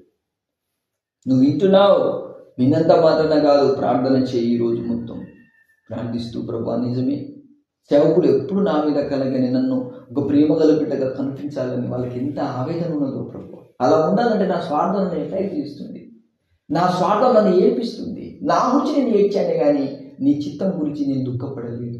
నీ చిత్తములో క్షమాపణ ఉంది, నీ చిత్తములో మారు మనసు ఉంది. పాత మనసు రాదు, మళ్ళా క్షమించే మనసు కొత్త మనసు, క్షమించని మనసు పాత మనసు,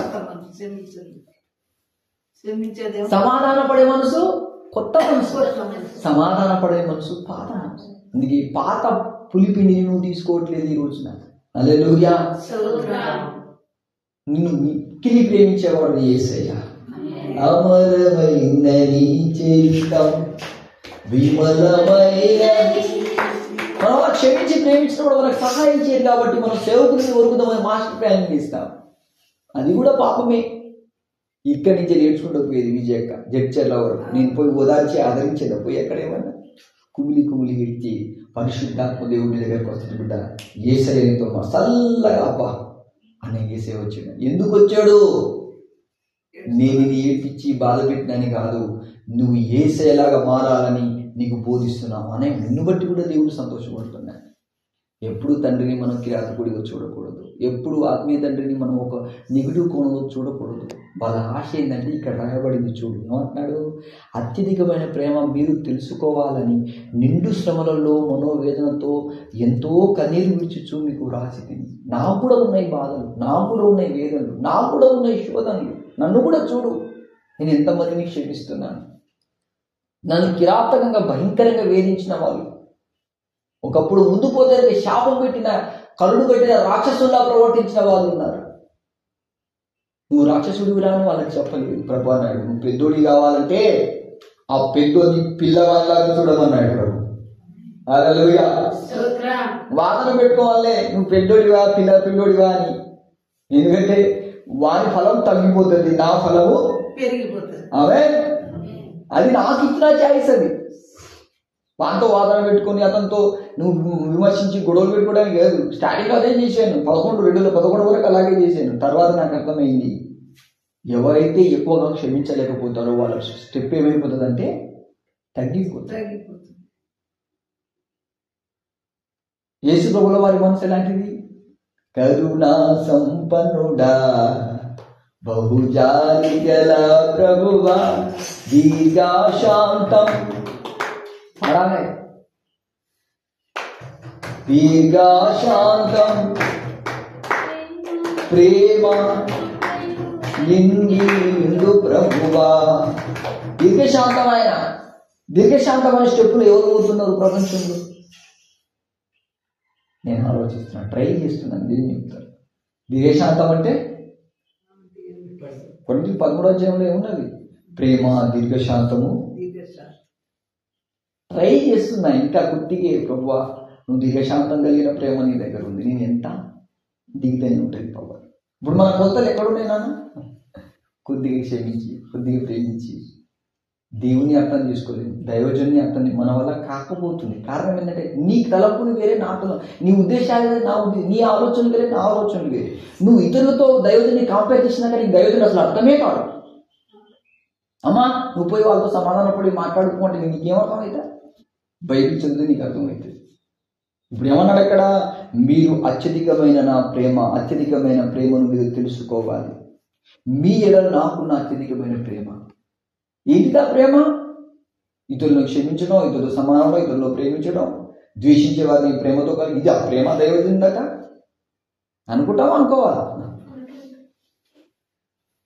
వీళ్ళతో పక్కనతో ఏకమైపోయినామని వీళ్ళు అనుకుంటారు, వాళ్ళతో ఏకమైన వీళ్ళు అనుకుంటారు. చూడండి ఇంత గ్యాప్ని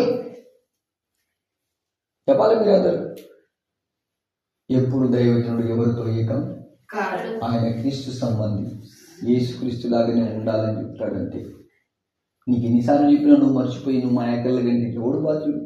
ప్రభు రక్తం తీసుకోవడానికి వచ్చావు. ఇప్పటికైనా మీ ఇంట్లో ఎవరైనా క్షమించిన గుణం కలిగిన వాళ్ళు ఎవరైనా ఉంటే వారిని పసిగట్టి నీ జాగ్రత్తలు నువ్వు తీసుకో. అట్టి వారి కొరకు నువ్వు కూడా ప్రార్థన చేయి. ప్రభువా, క్రీస్తు సంఘంలో ఉండి నువ్వు ఇలా చేయడం కరెక్ట్ కాదు. మనల్ని బాధ చేసేవారికి, బాధించే వారికి ఎవరు జడ్జిమెంట్ ఇస్తారంట? ఖచ్చితంగా ఫస్ట్ నిర్దోషి కనబడు. మనం వాదన చేయడం, విమర్శించడం కాదు. మనం ఇట్లా చేస్తున్నామంటే మనం క్రీస్తుని ప్రేమించట్లేదు, మన వాళ్ళని ప్రేమిస్తున్నాం, మనల్ని మనం ప్రేమించుకుంటున్నాం. రెండే బిట్స్ ఉంటాయి. ఒకటి మన వాళ్ళని ప్రేమించడం, రెండోది నిన్ను నువ్వు యేసుక్రీస్తు తను తాను ప్రేమించట్లేదు, పరలోకపు తండ్రిని ప్రేమిస్తున్నాడు కనుక ఇంతటి ఘోర పాపిని క్షమించగల పవర్ దింటుంది పయనించేది. హల్లెలూయా. చదువుట అందుకేమన్నాడు? ఎవడైనా దుఃఖము కలిగజేసిన ఎడల నాకు మాత్రం కాదు, కొంతమట్టుకు మీకందరికీ దుఃఖం కలుగజేసి ఉన్నాడు. నేను విశేష భారము వాని మీద మోపగోరక మాట చెప్పుచు. ఏమంటాడు? ఈ బాధ నీకే వచ్చిందా? ఈ నొప్పి నీకే ఉందా? దైవజనం నీకు లేదా? అంటే నువ్వే ఏడ్చినావు, నాకు ఏడుపు లేదా? నీకే బాధలు, నాకు బాధలు లేవా? సేవ స్టార్టింగ్ నుంచే ఇప్పటి వరకు బాధలే. ఇంటోళ్ళదే, విశ్వాసులదే, భక్తులదే, ఎగినోళ్ళదే, ఎదగనోళ్ళదే, సేవకులదే, ఒక్కొక్కరు పెట్టే బాధలు. కానీ ఇంతవరకు సజీవమున్నానంటే కారణం మీరు కాదు. నా ఎడ నీకున్న వాత్సల్యమే, ఎంత గొప్ప వాత్సల్యం నా మీద కనపరుస్తూ ఉన్నాడు ప్రభు. అదే ఆలోచిస్తాను నేను. ప్రభు, ఇంతమంది నాకు విరోధంగా మారి ఎవరు అర్థం చేసుకోవాలని అనుకోని నేను చెప్పింది వింటే చాలనుకుంటా, కానీ నన్ను అర్థం చేసుకునేంత దమ్ము నీకెక్కడిది. కానీ హల్లెలూయా. తల్లి, తమ్ముడా, అర్థం చేసుకోండి. నన్ను అర్థం చేసుకునేంత దమ్ము మీకు లేకపోవచ్చు. వాక్యాన్ని అర్థం చేసుకుంటే నన్ను అర్థం చేసుకున్నట్టే. ప్రైజ్లా. వాక్యం అదే అంటుంది. వింటే సరిపోదు, నీ జీవితంలో అది పాటించి చూపి దేవుని ఆత్మ సంతోషపడుతుంది. ప్రైజ్లా. మనం ఈ పని చేయలేము, చేయాలి. ఏమంటాడు? మీకే కాదా దుఃఖము, నాకు కూడా ఉంది, నేను కూడా సాటుగా ఏడుస్తున్నా. ఇక్కడి నుంచే తెచ్చేదా, ఊరికేదా ఏడ్చేదా, వెనక నుంచి ఏడ్చి ప్రార్థన చేసి అలా అనుకునేది.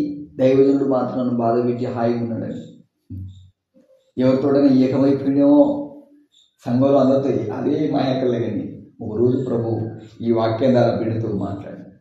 ఇక్కడ దైవజనుడు ఏడుస్తున్నాడు. నా కుమారుడు చెప్తాడే కానీ లోపల బాధపడి నాకు చెప్పి ఏడుస్తాడు. చిన్నపిల్లలు చూడండి, మనం వాళ్ళు బాధపడుతుంటే కొద్దిగా జాలిపడి ప్రేమిస్తే వాళ్ళు అదే లాగా దుబ్బుతారు. వాళ్ళు ప్రేమగా ఉంటే ప్రయత్నిస్తారు, కానీ ఎప్పుడు హాయిగా ఉండేట్టే చూసుకుంటారు. కానీ వాళ్ళు పెరిగినా కొద్ది, వయసు వచ్చిన కొద్ది క్షమించి ప్రేమించాలని ఉండదు. చిన్నప్పుడే ఉంటుంది వాళ్ళకి ఆ ప్రాసెస్. ఎదుగుతా అంటే క్షమించే గుణాలు వస్తాయా? కాబట్టి వాళ్ళని మనం తయారు చేసే విధానం ఏంటంటే వాళ్ళని కొద్దిగా మనం క్షమించి ప్రేమించే గుణం ఎప్పుడు పెద్దవాళ్ళు అయ్యే వరకు అలాగే ఉండేటట్టుగా చూస్తాం. ఆత్మీయ తండ్రి కూడా అంతే. నువ్వు ఎంత పెద్ద సేవ చేసినావంటే నీకు లక్షల జనాలు దేవుడు చూడడు.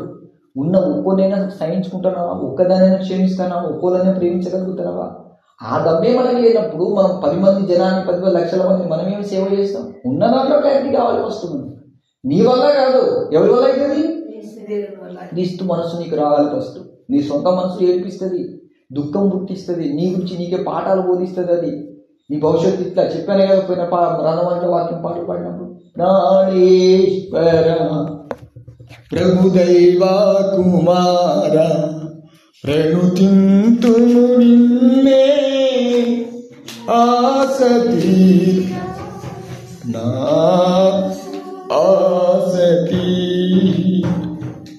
పిడుగులు విసిరే మెరుగుల వంటి శత్రువులే నాకు ఎదురై నిలిచినా.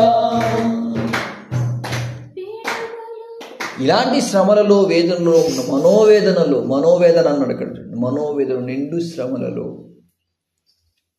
శ్రమలలో నేను ఏడ్చినప్పుడు హల్లెలూయా బిడ్లారా, అప్పుడే దేవుని ఆత్మ మనకు కావాలి. పరిశుద్ధాత్మ మీద ఆధారపడాలి, సేవకుల మీద కూడా ఆధారపడాలి. సేవకులు ఎక్కడ పోతుందో, ఎట్లుంటాడో తెలియదు. వాళ్ళు మనల్ని పరిచయం చేసింది ఎవరితోటి అంటగట్టడానికి? క్రీస్తుకు సమర్పించాలని. క్రీస్తుకు నువ్వు సమర్పించుకోవాలి. సమర్పించుకున్న వాళ్ళు దూషణ హేళనే ఏంటిదట? అవి అక్షింతలంట. ఆ పాట నేర్చుకోండి. బంగారు బొమ్మ నీవమ్మ, వధు సంగమా రావమ్మ, శృంగార ప్రభువు యేసమ్మ. అది పాడమంటే పాడే స్టెప్పులో కూడా లేరు. పేరుకు వధువు సంఘం. పాడాలి, అణువు జీర్ణించుకోవాలి. ప్రతి క్షణము ఆ పాట పాడుకుంటూ దూషణ హేళన అక్షింతలతో సమానం అంట. చాలా ఉంటాయి మీనింగ్స్ దాంట్లో. కలోరికొండే పెళ్లి పీఠమమ్మ అని మంచిగుండే దాంట్లో. కలోరికొండలో చాలా భయంకరమైన వేదనలు.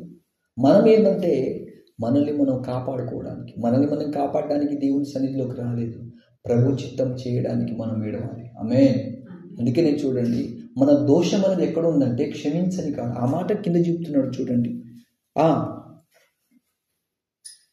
అట్టి వాని మీద నేను విశేష భారమును వాని మీద నేను మోపగోరక, అంటే నన్ను బాధ పెట్టాడు, నన్ను ఏడిపించాడని వాళ్ళ మీద నేను ఏ భారం మోపట్లేదు అంటున్నాడు. తర్వాత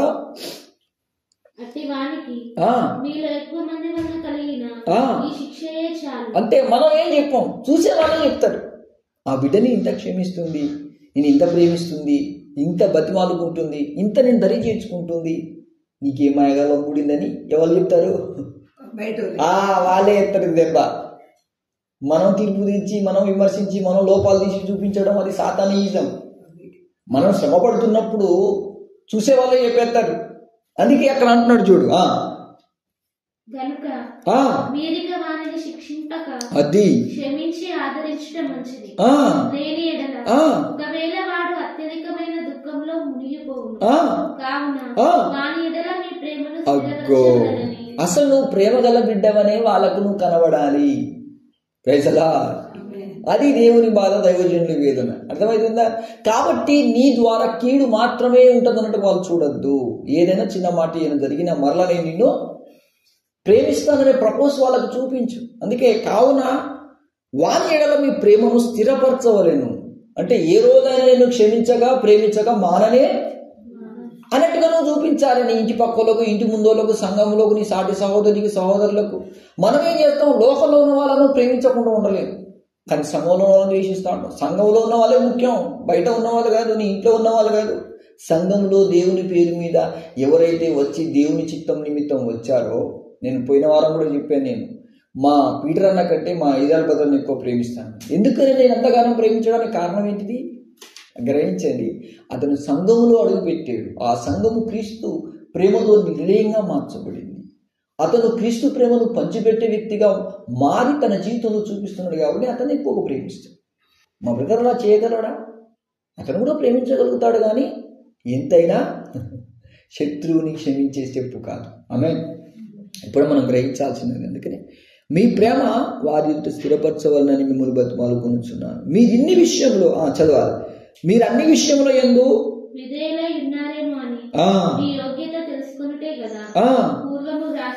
ఏమంటున్నాడు ఇక్కడ? మీరు అన్ని విషయాల్లో విధేయులు కావాలి. ఇప్పుడు నువ్వు వాళ్ళని క్షమించమంటే విధేయత చూపిస్తావా? మాట్లాడాలి. ఏ బాబు మాట్లాడాలి. నువ్వు పులిపిండిగా ఉండకూడదంటే, నువ్వు క్షమించాలంటే విధేయత చూపిస్తావా? నా వల్ల కాదంటూ. ప్రేమించాలంటే నీ వల్ల అయితే నా వల్ల కాదంటూ. ఎప్పుడు నీ వల్ల కాదు, నీ వల్ల కాదన్నప్పుడు అసలు నీ మనసులో ఎవరు ఉన్నారో చూడు. క్రీస్తున్నాడా? డబ్బుందా, ఆస్తుందా, ధనముందా, లోకముందా, తల్లిదండ్రులు ఉన్నారా, అనంతములు ఉన్నారా, పిల్లలు ఉన్నారా, పెద్దోళ్ళు ఉంటారా, ఎవరున్నారో చూడు. ఒకవేళ నీ మనసులో క్రీస్తుంటే నువ్వు చెప్పే మాట ఏం తెలుసా? దైవజనుడు క్షమించమన్నాడు, ఇక నేను ఆలస్యం చేసేది, టక్కున ఫోన్ చేసి మాట్లాడి క్షమించు. దెబ్బకే వాళ్ళదంతా ఊసిపోవాలి ఏడికాడికి. ఆమేన్. అది ప్రేమ అంటే. దాంట్లో దేవుడు ఆనందిస్తాడు. ఇప్పుడు విధేయత ఎక్కడ చూపించాలి మనం? క్షమించే కాడనా, క్షమించని కాడనా? చదవాలి ఇప్పుడు. అందుకే ఏమంటున్నాడు?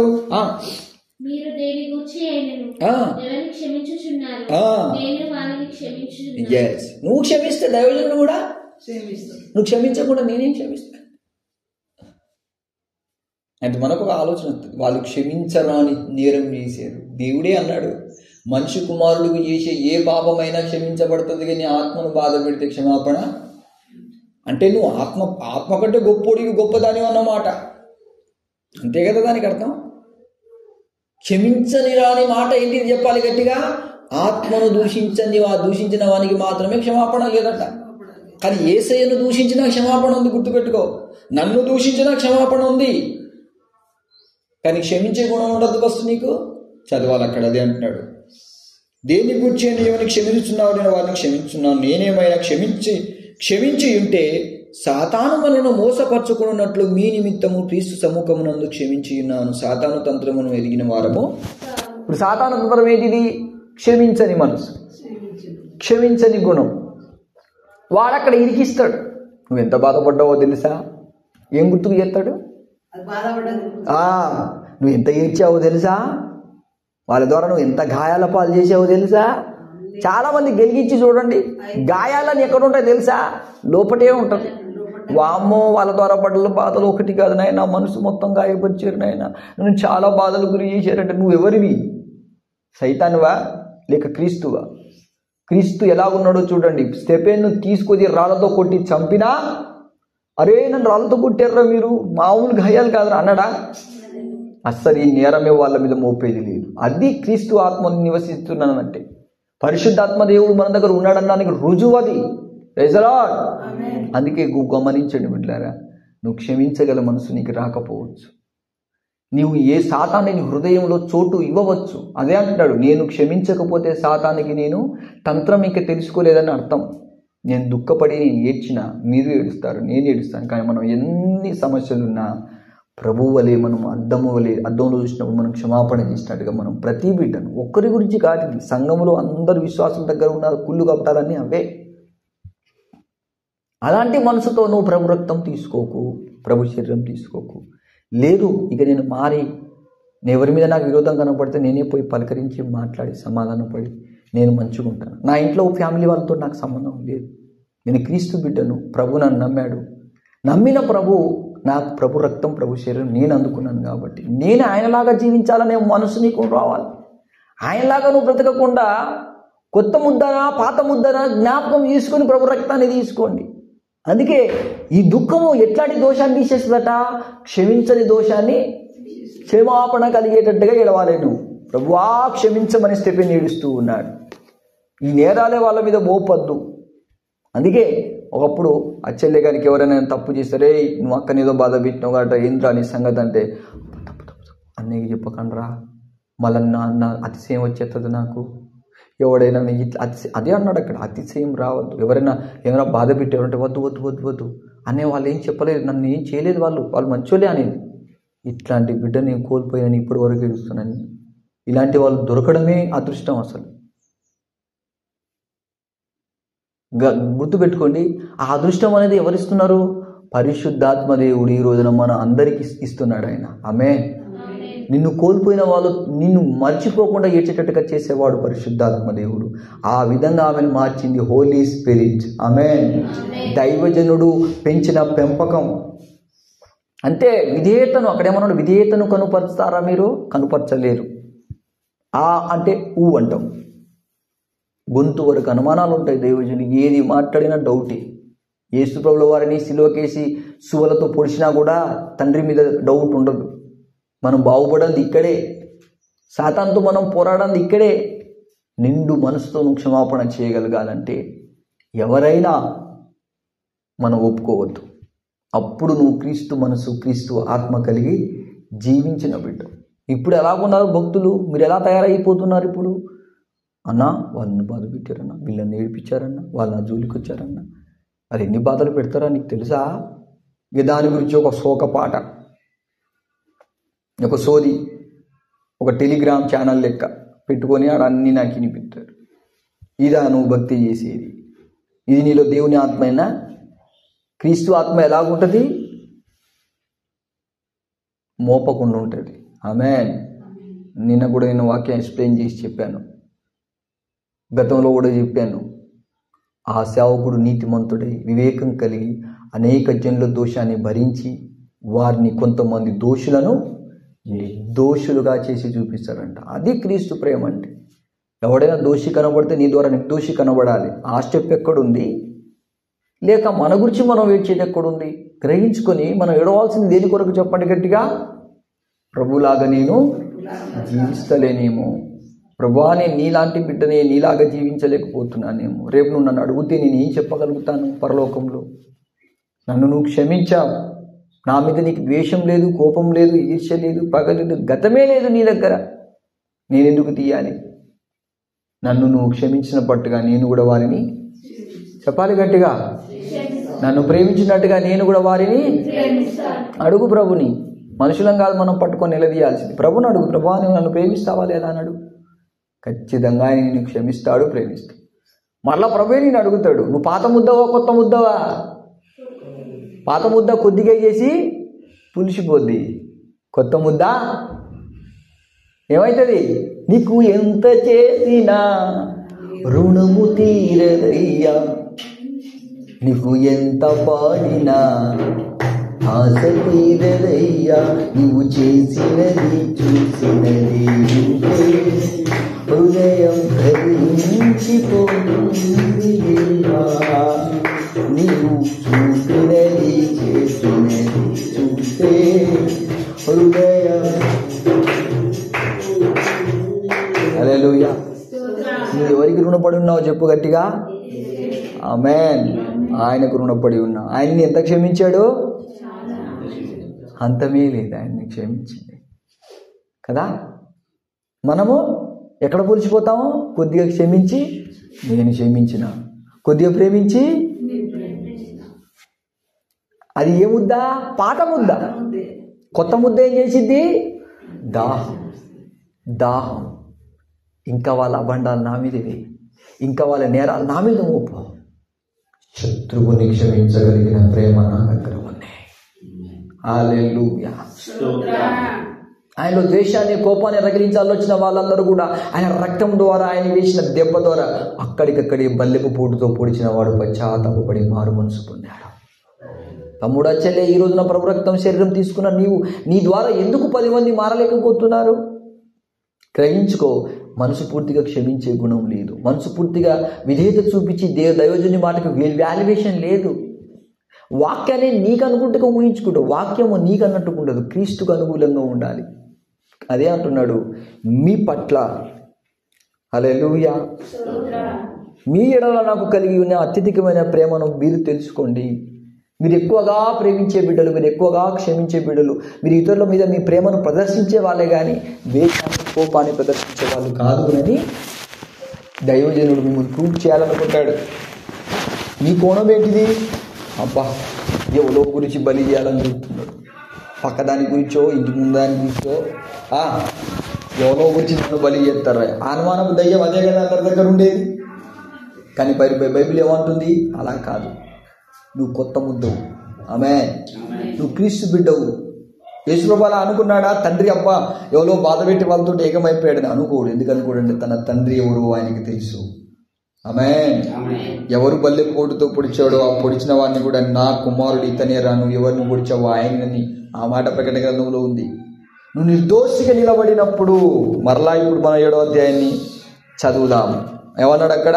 మీరు దేవుని చిత్త ప్రకారంగా పొందిన ఈ దుఃఖమును ఎట్టి జాగ్రత్త ఇస్తుందన్నమాట. మనం ఏడ్చినప్పుడల్లా, దేవా నేను నిజంగా నీ మాటకు విధేయత చూపించలేక, క్షమించలేక, ప్రేమ చూపించలేక నిన్ను వెంబడిస్తున్న నేను ఇంకా ఎంతకాలం బాధలకు, శ్రమలకు గురవుతానోనని నేను నా గురించి దుఃఖపడ్డాను, కానీ నీ గురించి దుఃఖపడలేదు.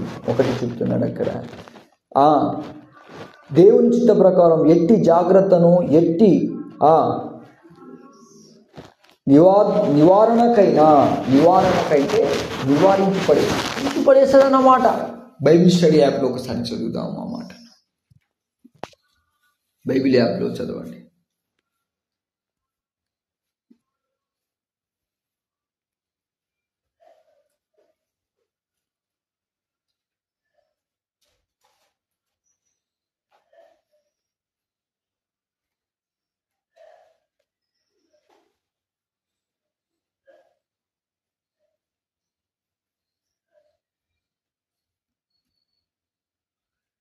హల్లెలూయా. ఈ విషయం ఆలోచించండి. దేవుని వల్ల అయిన దుఃఖము మీకు కలిగింది. ఎవరి వల్ల కలగాలట దుఃఖం మనకు? దేవుని వల్ల. యేసుప్రభుల వారి శిలువలో ఏడ్చింది ఎలా? తనకు బాధలు కలిగినాయి అని కాదు, వారిని క్షమించే మనసు కొరకు. Praise the lord. అది మీలో ఎంత శ్రద్ధ కలిగించిందో, ఎంత ప్రతివాదం, ఎంత కోపం, ఎంత భయం, ఎంత హృదయాభిలాష, వీటన్నిటిని ఏం చేసిందట ఆ దుఃఖము? ఎంత ఆసక్తి, ఎంత ప్రతిక్రియ ఆ విషయంలో మీరు నిర్దోషులని అన్ని విధాలుగా రుజువు చేసుకున్నారు. ఆమేన్. అంతే. మనకు బాధ కలిగినప్పుడు మనకు క్షమించని గుణం ఒకటి వస్తుంది. భయం, పిరికితనం వెంటాడుతుంది కొంతమందికి. మనం భయపడుతున్నామంటే చాలామంది అంతే, ప్రేమిస్తారు, క్షమిస్తారు, కానీ పిరికి దయ్యం పట్టేస్తుంది. అబ్బా, ఇప్పుడు నేను క్షమించి ప్రేమించినానుకో, మళ్ళీ ఇంకొక రోజు ఏదో ఒకళ్ళు బాధ పెడితేనే ఈ భయం ఇక ఇంకనిచ్చేది. ఇక దైవజనుడు అప్పుడు అంతే, నేను వచ్చినానంటే భయం గుగులు. దైవజనుడు వచ్చిందంటే మళ్ళీ ఏదో ఒకటి చేస్తాడో నాయన, మన భయం. ఎవరైనా చూస్తే మనం భయపడాల్సింది ఎవరికి తెలుసా? శ్రమలకు కాదు, దేవుని ఆజ్ఞకు భయపడి ఏడవాలి. ప్రభువా, ఇంకా నేను నీ చిత్తము చేసినానో. హల్లెలూయా. అందుకే చెప్తున్నాడు అక్కడ, ఆ విషయంలో మీరు నిర్దోషులనే అన్ని విధాలుగా రుజువును చేసుకున్నారు. ఇప్పుడు మనం ఇంకా రుజువు చేసుకోలేదు. పాట పాడతాం మనం, యేసయ్యా నా ప్రాణ ప్రియుడా రుజువాయే నీ ప్రేమ. ఆయన దగ్గర రుజువులు ఉన్నాయి. మనం ఎంత బాధ పెట్టినా మనం క్షమించి ప్రేమించండి. మన దగ్గర రుజువులు లేవు. రుజువులు కావాలన్నాడు ఆయన. మనం లాకప్లో పోయి, కోర్టులో పోయి, అయ్యా నేను వాళ్ళకి అది చేయాలి ఇది చేయాలంటే ఏమంటాడు? బాబు నీ సర్టిఫికెట్ కావాలన్నా, నువ్వు అసలు వాళ్ళు ఎంత రుజువులు కావాలి, తీసుకురాకు, ఏముంది నీ దగ్గర అని అంటాడు. అవి కూడా చూస్తారు వాళ్ళు. హల్లెలూయా. నువ్వెప్పుడు రుజువు అవుతావు తెలుసా? ఎవరు తప్పు లేకున్నా నువ్వే ఎప్పుడైతే సమాధానం ఇప్పుడు మాట్లాడో అప్పుడు నేను రుజువులు వచ్చేసా. ఆమేన్. అది సొంతంగా కాదు, ఆత్మ ప్రేరేపణతో. అందుకే ఇప్పుడు మాలో ఒకసారి ఇప్పుడు 5వ అధ్యాయంలోకి వచ్చేసి చదువుతాం.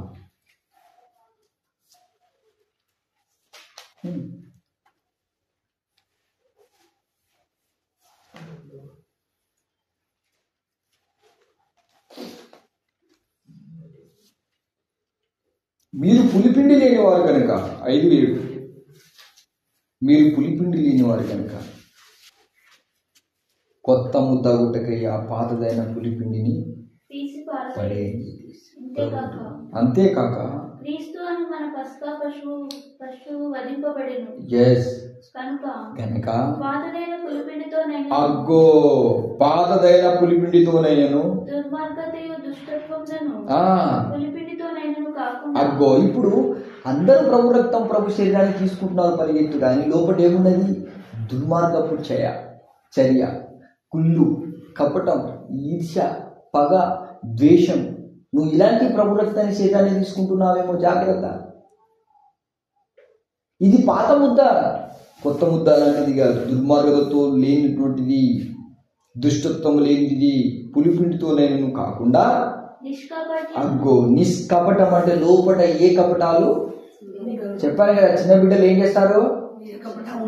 నీలాంటి డైలాగ్ కొడతారా, నాకు శక్తి సరిపోతలేదు. మరి చిన్నపిల్లకి ఎట్లా సరిపోయింది అక్క, చెల్లె, తమ్ముడా? వానికి ఎట్లా సరిపోయింది? శక్తి ఒక్క దాంట్లో సరిపోదు. పెద్ద మనసు, చిన్న బిడ్డల మనసు. చిన్న బిడ్డల మనసు ఉంటే ఈజీగా క్షమిస్తావు. దున్నపోతావు, నువ్వు దున్నపోతాన్ని పోయినావు అనుకో, నువ్వు క్షమించలేవు. అంతే, క్షమించే మనసు నీకు ఉండదు. అందుకే ప్రభు అన్నాడు, నువ్వు మారు మనసు పొంది చిన్న బిడ్డల వంటి నువ్వు అయితే నీ పరలోక రాజ్యం నీకు ఉండదు. అందుకే అన్నాడు అక్కడ, నిష్కపటం. కపటం అనేది ఉండదు మనసులో. పావురం ఎప్పుడు కూడా కపటం పెట్టుకోదు. హల్లెలూయా. పావురం ఇప్పుడు గతాన్ని జ్ఞాపకం తెచ్చుకోదు. క్రీస్తునందు నా గతము సిలివేయబడినదని గ్రహించుకొని పశ్చాత్తాపపడి నూతన వధువుగా సిద్ధపడతారు. Praise the Lord. నిష్కపటమైన సత్యమును పులియని రొట్టెతో పండుగ ఆచరింతుము. ఈరోజు ఏ పండుగ చేస్తున్నాం మనము? ఈరోజు పండుగే. ఏ పండుగ? సత్యం అనే పండుగ, నిజం అనే పండుగ. మీరు నటించినంత బయటపడలే. ఇప్పుడు వాక్యం చెప్తా అంటే కొంతమందికి సంతోషం ఉంది, కొంతమందికి వేదన కలుగుతుంది, కొంతమందికి దయ్యాలు మంటలు పుడుతున్నాయి. అబ్బరా నాయన, నా జాతకం అంతా బయట ఎక్కడ ప్రేమించి బిడ్డగా మారిపోతున్నాయి. భయం కలగబడుతుంది కొంతమంది ముఖంలో. ఉత్సాహం లేదు, సంతోషం లేదు, పశ్చాత్తాపం లేదు. నువ్వు ఈ రోజు నటించి తీసుకున్నది, నటించకుండా తీసుకునేది ఇవాళ సత్యము అనే పండగ. ఈరోజు అబద్ధం అనే ఇస్కరియోతు లాంటి జీవితం కాదు. నిజంగా క్రీస్తు వలె నువ్వు ప్రేమిస్తున్నావా, క్షమిస్తున్నావా? కొద్దిగా క్షమించి ఓవర్ యాక్షన్ చేసేది పులిసే పిండి. కానీ ఎన్ని తప్పులన్నా క్షమిస్తాననేది కొత్త పిండి. చూడండి, యేసుక్రీస్తు ఎలాగున్నాడో దైవజనుడు అలాగే ఉన్నాడు. నేను దేవుని దగ్గర సాక్ష్యం చెప్తా, మీ మీద నేరాలు కూడా మోపుతాను. నేను నా మీద నేరాలు మోపేటోళ్ళ మీద ఖచ్చితంగా నేను ఎంతటి పాపినైనా క్షమిస్తా. ఇంతవరకు నా జీవితంలో నేను క్షమించిన వాళ్ళు క్షమించరన్నా మీరు అలాంటి వాళ్ళు ఒక్కరు తీసుకోరండి నా ముంగడు. లేకుంటే మీరు ఎవరెవరిని క్షమించలేదో, మీరు ఎవరిని లేదో నేనే తీసి చూపిస్తాను. ఏమనుకోకండి బ్రదర్, నాది ఆగదంతే, వేసి పడేది నా బాధ్యత. హల్లెలూయా. అందుకే మనం దైవజనుల లోపాలు ఎత్తగద్దు, తీర్పుల పాలవుతాం. నా దగ్గర సత్యం ఉంది. ప్రభు ఈరోజు రక్తమైన శరీరం రాబోతుంది. నాకు ప్రభు ఇక్కడ కూర్చోదని చెప్పాడు. సత్య సంబంధమైన ఆచరణలోకి రావాలి నా కుమారుడు అన్నాడు. హల్లెలూయా. మీరు ఇప్పుడు ప్రభు నా రక్తం నా శరీరం తీసుకుంటాడు. మళ్ళా వీళ్ళే పోయిన క్రిస్మస్ రోజు జరిగిన లొల్లి వచ్చే క్రిస్మస్ వరకు అది అట్లనే వస్తాను. మళ్ళా ఎంత పామయుడవు పాత పిండి ఏమంటది పాత పిండి? క్షమించలేదా నేను? ఎంత క్షమించినావు? కొద్దిగే. ఎంత ప్రేమించినావు? కొద్దిగే. ఎంత ఓచుకున్నావు? ఏమంటావు? నా వల్ల వాయుమండల అధిపతిని సేవిస్తున్నావా? వాడే కుళ్ళు కపటాలు వెళ్ళినట్టు శక్తి సరిపోదు, వాడి మీద దగ్గర దిగిందనుకో, జీవితాంతో నేను క్షమించినోడు పక్కన ఉన్నా నీకు సరిపోదు. అదే క్రీస్తు మనసు నీలో ఉన్నదనుకో హల్లెలూయా. ఒకప్పుడు నన్ను బాధ పెట్టి గుర్తుకున్నదంటే గుర్తుగా నేను ఎప్పుడు నిన్ను బాధ పెట్టినా? నువ్వు నన్ను బాధ పెట్టలే. చెప్పగలుగుతా మాట ఉన్నదా? ఇప్పుడు అట్లనే కావ్య అన్నయ్య, నాకు దేవుని ఆత్మ మా అత్తమ్మను క్షమించమని చెప్తున్నానయ్యా, నేను క్షమించాలి బిడ్డ అని ఆడ ఊపునది పాఠం చేసి క్షమించిందా? ఈ శక్తి సరిపోతుంది. కుళ్ళిపోతాను ప్రేమించినప్పుడు దేవుని శక్తి ఎక్కడ వచ్చిందండి? ఉడబిక్కొని పారిపోయి అమ్మో నీ బోధలు వినాలంటే నా వల్ల, ఇంత బాధ పెట్టే వాళ్ళని క్షమించుకుంటా ప్రేమించాలంట నా వల్ల, నీ వల్ల కాకనే కదా క్రీస్తు మనసును ధరించుకోమనేది. నీ పిల్లల ప్రేమలో భర్త ప్రేమలో నువ్వు ఉంటే క్షమించలేవు, గుర్తుపెట్టుకో. నువ్వు ప్రత్యేకించబడాలి. ప్రభువా ఇది నీ ఆజ్ఞ. హింసించే వారి కొరకు ప్రార్థన చేయమన్నాడు. బాధిస్తుంటే నువ్వు ఎలా క్షమించాలో నాకు శక్తి సరిపోతుంది ప్రభువా, నువ్వు సహాయం చేయబడి నువ్వు చేయడా? కానీ మనకు ఆజ్ఞ గుర్తుకుంటుందా? దైవజన్ అబ్బా మా అత్తమ్మ ఏదో మా అన్నయ్యకి ఏదో ఇస్తాను కాబట్టి మా అత్తమ్మకు సపోర్ట్ చేస్తాను. మీ బతుకులన్నీ ఇట్లాంటివే కదా. మారు మనసు పొందండి. నేను ఒకరితోటి ఏదో స్వలాభాలు ఆశించేది కాదండి దేవుని ప్రేమ. నువ్వేదో కొంతమంది డైలాగులు కొడుతారు పైసల కోసమే, మరి నీకేమైంది? ఇంత అయిపోతుంది కదా. నువ్వు ₹1,00,000 ఇచ్చినా నేను ఇదే మాట చెప్తాను, క్షమించు అంతే. అది నీ చేతగాక నావే నిలబోపడం తప్ప క్రీస్తు ప్రతిష్ఠించుకొని హృదయాన్ని. అందుకే మీరు కొద్దిగా అతిశయపడితే, అందుకే మీరు అతిశయించడం మంచిది కాదు. పులిసి పిండి కొద్దిగా పులుస్తుందో అది మొత్తము మనం కొద్దిగా ప్రేమిస్తాం, కొద్దిగా క్షమిస్తాం. ఇక అప్పుడు మనం ఏమనుకుంటాం? అన్నయ్యకి సీట్ వేసి థమ్స్ అప్ పోసి ఛాయ్ పోసి స్టార్ట్ చేస్తాను. ఇక ఏం చెప్తావు అమ్మ నువ్వు చెప్పు ఒకసారి. చెప్తుంది ఇంత బాధ పెడితే నేను క్షమించిన, అంత ఓర్చుకున్నా, ఇంత ఓర్చుకున్నా అంట. అసలు అది నాకేమైనా అనిద్దా? ఒక్కసారి ఊహించుకో. అదేమైనా యేసుప్రభుల వారికి అనిద్దా? అందుకే అంటున్నాడు, మీ దోష పాపాలు నా మీద వేయండి, దాహం దాహం దాహం దాహం. ప్రజలా నీవు పాపములు క్షమించడానికి దాహం కలిగి ఉండాలి. చేతులు తీసుకొని నీవు జీవజలాన్ని వాళ్ళ మీద కుమ్మరించు ప్రభువా అని ప్రార్థన చేయగలగాలి. చాలా మంది నా దగ్గర వాళ్ళ నీతిని ప్రదర్శిస్తారు, నా ముంగడ వాళ్ళు భక్తిని ప్రదర్శిస్తారు. జాగ్రత్త, నేను క్రీస్తుని కలిగిన వాడిని, నా ఎదుట నేను భక్తి సాగను. ఆయనలాగా జీవించడానికి తెలబట్లు తీసుకుని కూర్చున్నాను. చెప్పాను కదా 2007లో నా పని అయిపోయింది, చచ్చిపోయినప్పుడే. ఇప్పుడు బతుకునేది నేను కాదు, క్రీస్తు నాలో జీవిస్తున్నాను. మీరు ఆయన ఎదుట నేను కూర్చున్నాను. అందుకే పౌలు అంటాడు, నేను ఎందుకు మీకు అత్యధికమైన ప్రేమ మీ మీద పెంచుకున్నాను, మీరు నాలాగనే. గతంలో నా బిడ్డలు ఏదైతే చేసిపోయారని ఆనందపడ్డానో మీరు కూడా అలాగే చేయాలి. రేసులో మీరు ఏదో కొద్దిగా ప్రేమించి కొద్దిగా క్షమించి నాకు చెప్పకండి. మిమ్మల్ని గురించి సాక్ష్యం ఎవరు చెప్పాలి? దేవుని ఆత్మ చెప్పాలి దైవజనునికి. ఈ రోజు వరకు నేను ఒక బిడ్డను పట్టుకొని ఇప్పటి వరకు లేకుండా ఎందుకు చెప్పగలుగుతానంటే మర్చిపోయేటట్టు కాదని. అంత గొప్పగా ఎదగడానికి కారణం ఏంటి? వాళ్ళు పరిశుద్ధాత్మను ఎస్ దేవుణ్ణి ప్రేమ కొరకు ఎందుకు చూశారు? ఇట్లా సేవకుల మీదనో విశ్వాసుల మీదనో భక్తుల మీదనో తల్లిదండ్రుల ప్రేమలో మునిగి తెలియదు కాదు, క్రీస్తు ప్రేమ. హల్లెలూయా హల్లెలూయా. నా ఎడ నీకున్న ఉద్దేశమే ఎనలేని ఆనందం కలిగించెను.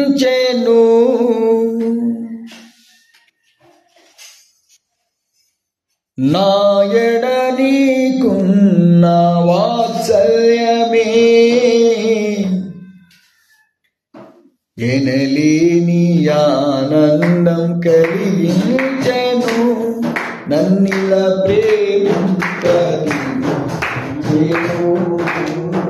నీ మనసను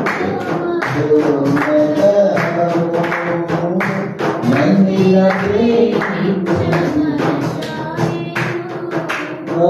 నీ మనసను ఎంతైనా నీవు నన్ను తీర్చేవేరా.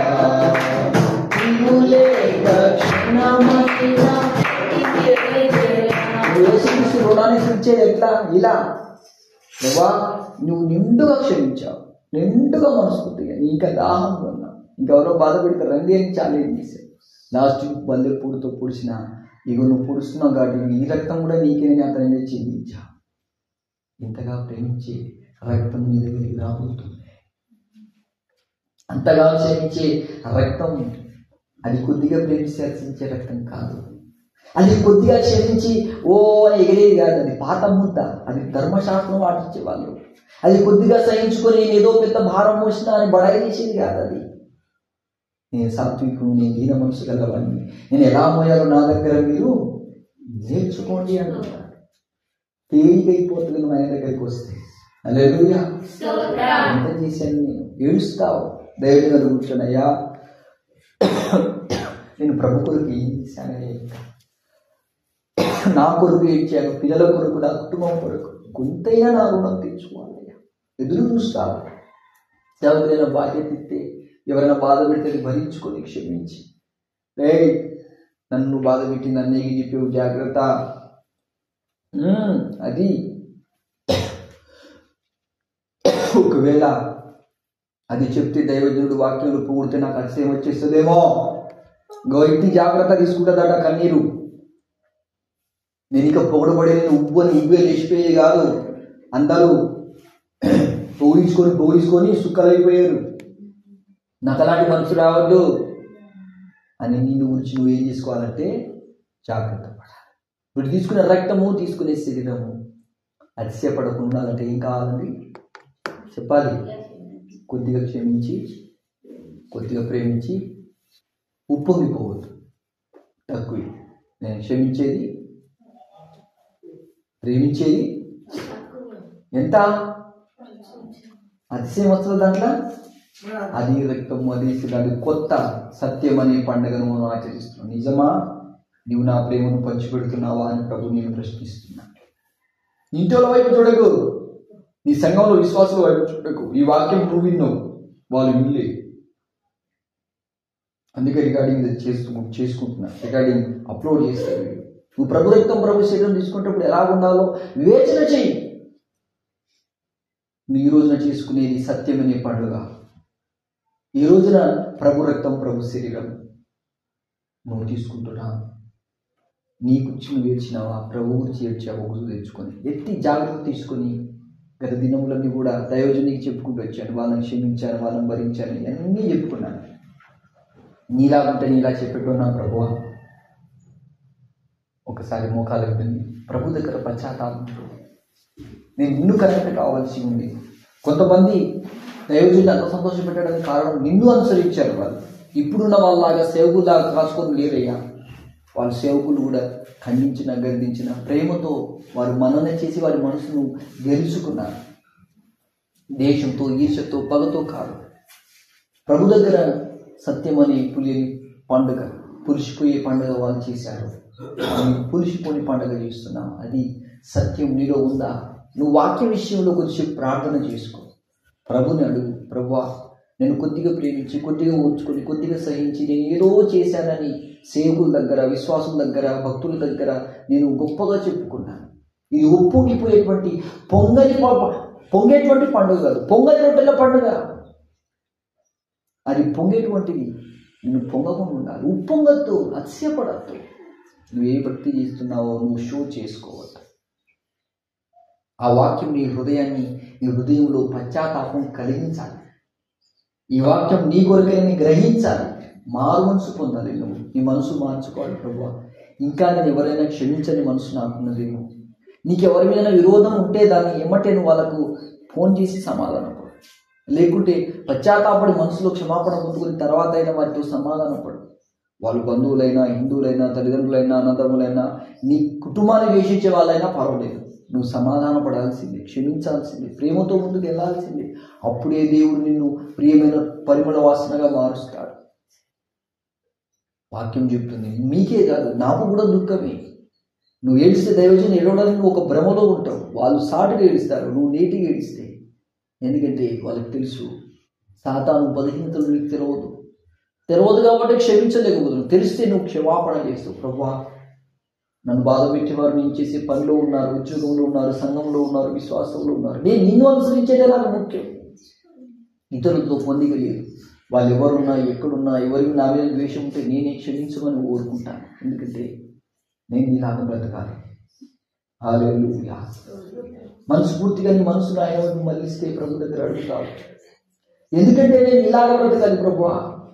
ఈ రోజున సత్యం అనే ఆచరణను నేను పెట్టలేకపోతున్నాను. సత్యం అనే పులియని పండుగ నేను ఆచరణగా పాటించట్లేదు, ఆచరణలో పెట్టట్లేదు. నిజం ఉందా నీలో? నీ ఇంటి పక్కల, ఇంటి ముందు ఎవరైనా కావచ్చు, నీ అన్న వాళ్ళని ద్వేషించినా నువ్వు క్షమించు. నిన్ను ఏడ్పించినా నువ్వు వాడిని క్షమించు. నీ వల్ల కాకుంటే ప్రభుని అడుగు. ప్రభువా నీ మనసు నాకు లేదు, హృదయం అంతా కఠినమైపోతుంది అయ్యా. కొంతమంది పేర్లు తలుచుకుంటే నీకు పూనకాలు వస్తున్నాయి. సాతాను చేతిలో ఉండేది. నీకు దుఃఖం వస్తే పశ్చాత్తాపపడు. ప్రభువా నేను వాళ్ళ కోసం అడగట్లేదయ్యా, నేను నీ బిడ్డను. నేను నీ కుమార్తెను. నీవు నీ కుమారుడు సంతోషపడేటట్టుగా నేను క్షమాపణ చేయాలి. నేను క్షమిస్తున్నది, నేను ప్రేమిస్తున్నది చూచి సంఘము ఆశ్చర్యానికి గురి కావాలి. పరలోకంలో నా తండ్రి సంతోషపడాలి, మీరు సంతోషపడాలి. ప్రేమను పంచిపెట్టగల మనసు నాకు రావాలయ్యా. ఇదిగో నీ రక్తం, నీ శరీరం అని భయభక్తితో ప్రభు దగ్గర విన్నవించుకో. దైవజన్ని ఎప్పుడు ఇతరులతో కంపేర్ చేశాను కానీ బైబిల్లో ఉంది, మీ ఎడల నాకు అత్యధికమైన ప్రేమ ఉంది. ఒకరి బిట్టును మీరు ఓటాక్ చేసి వాళ్ళకంటే ప్రేమ కలిగిన వాళ్ళని వెల్లడిపరుస్తారని మీ మీద ఆశలున్నాయి సేవకుడికి.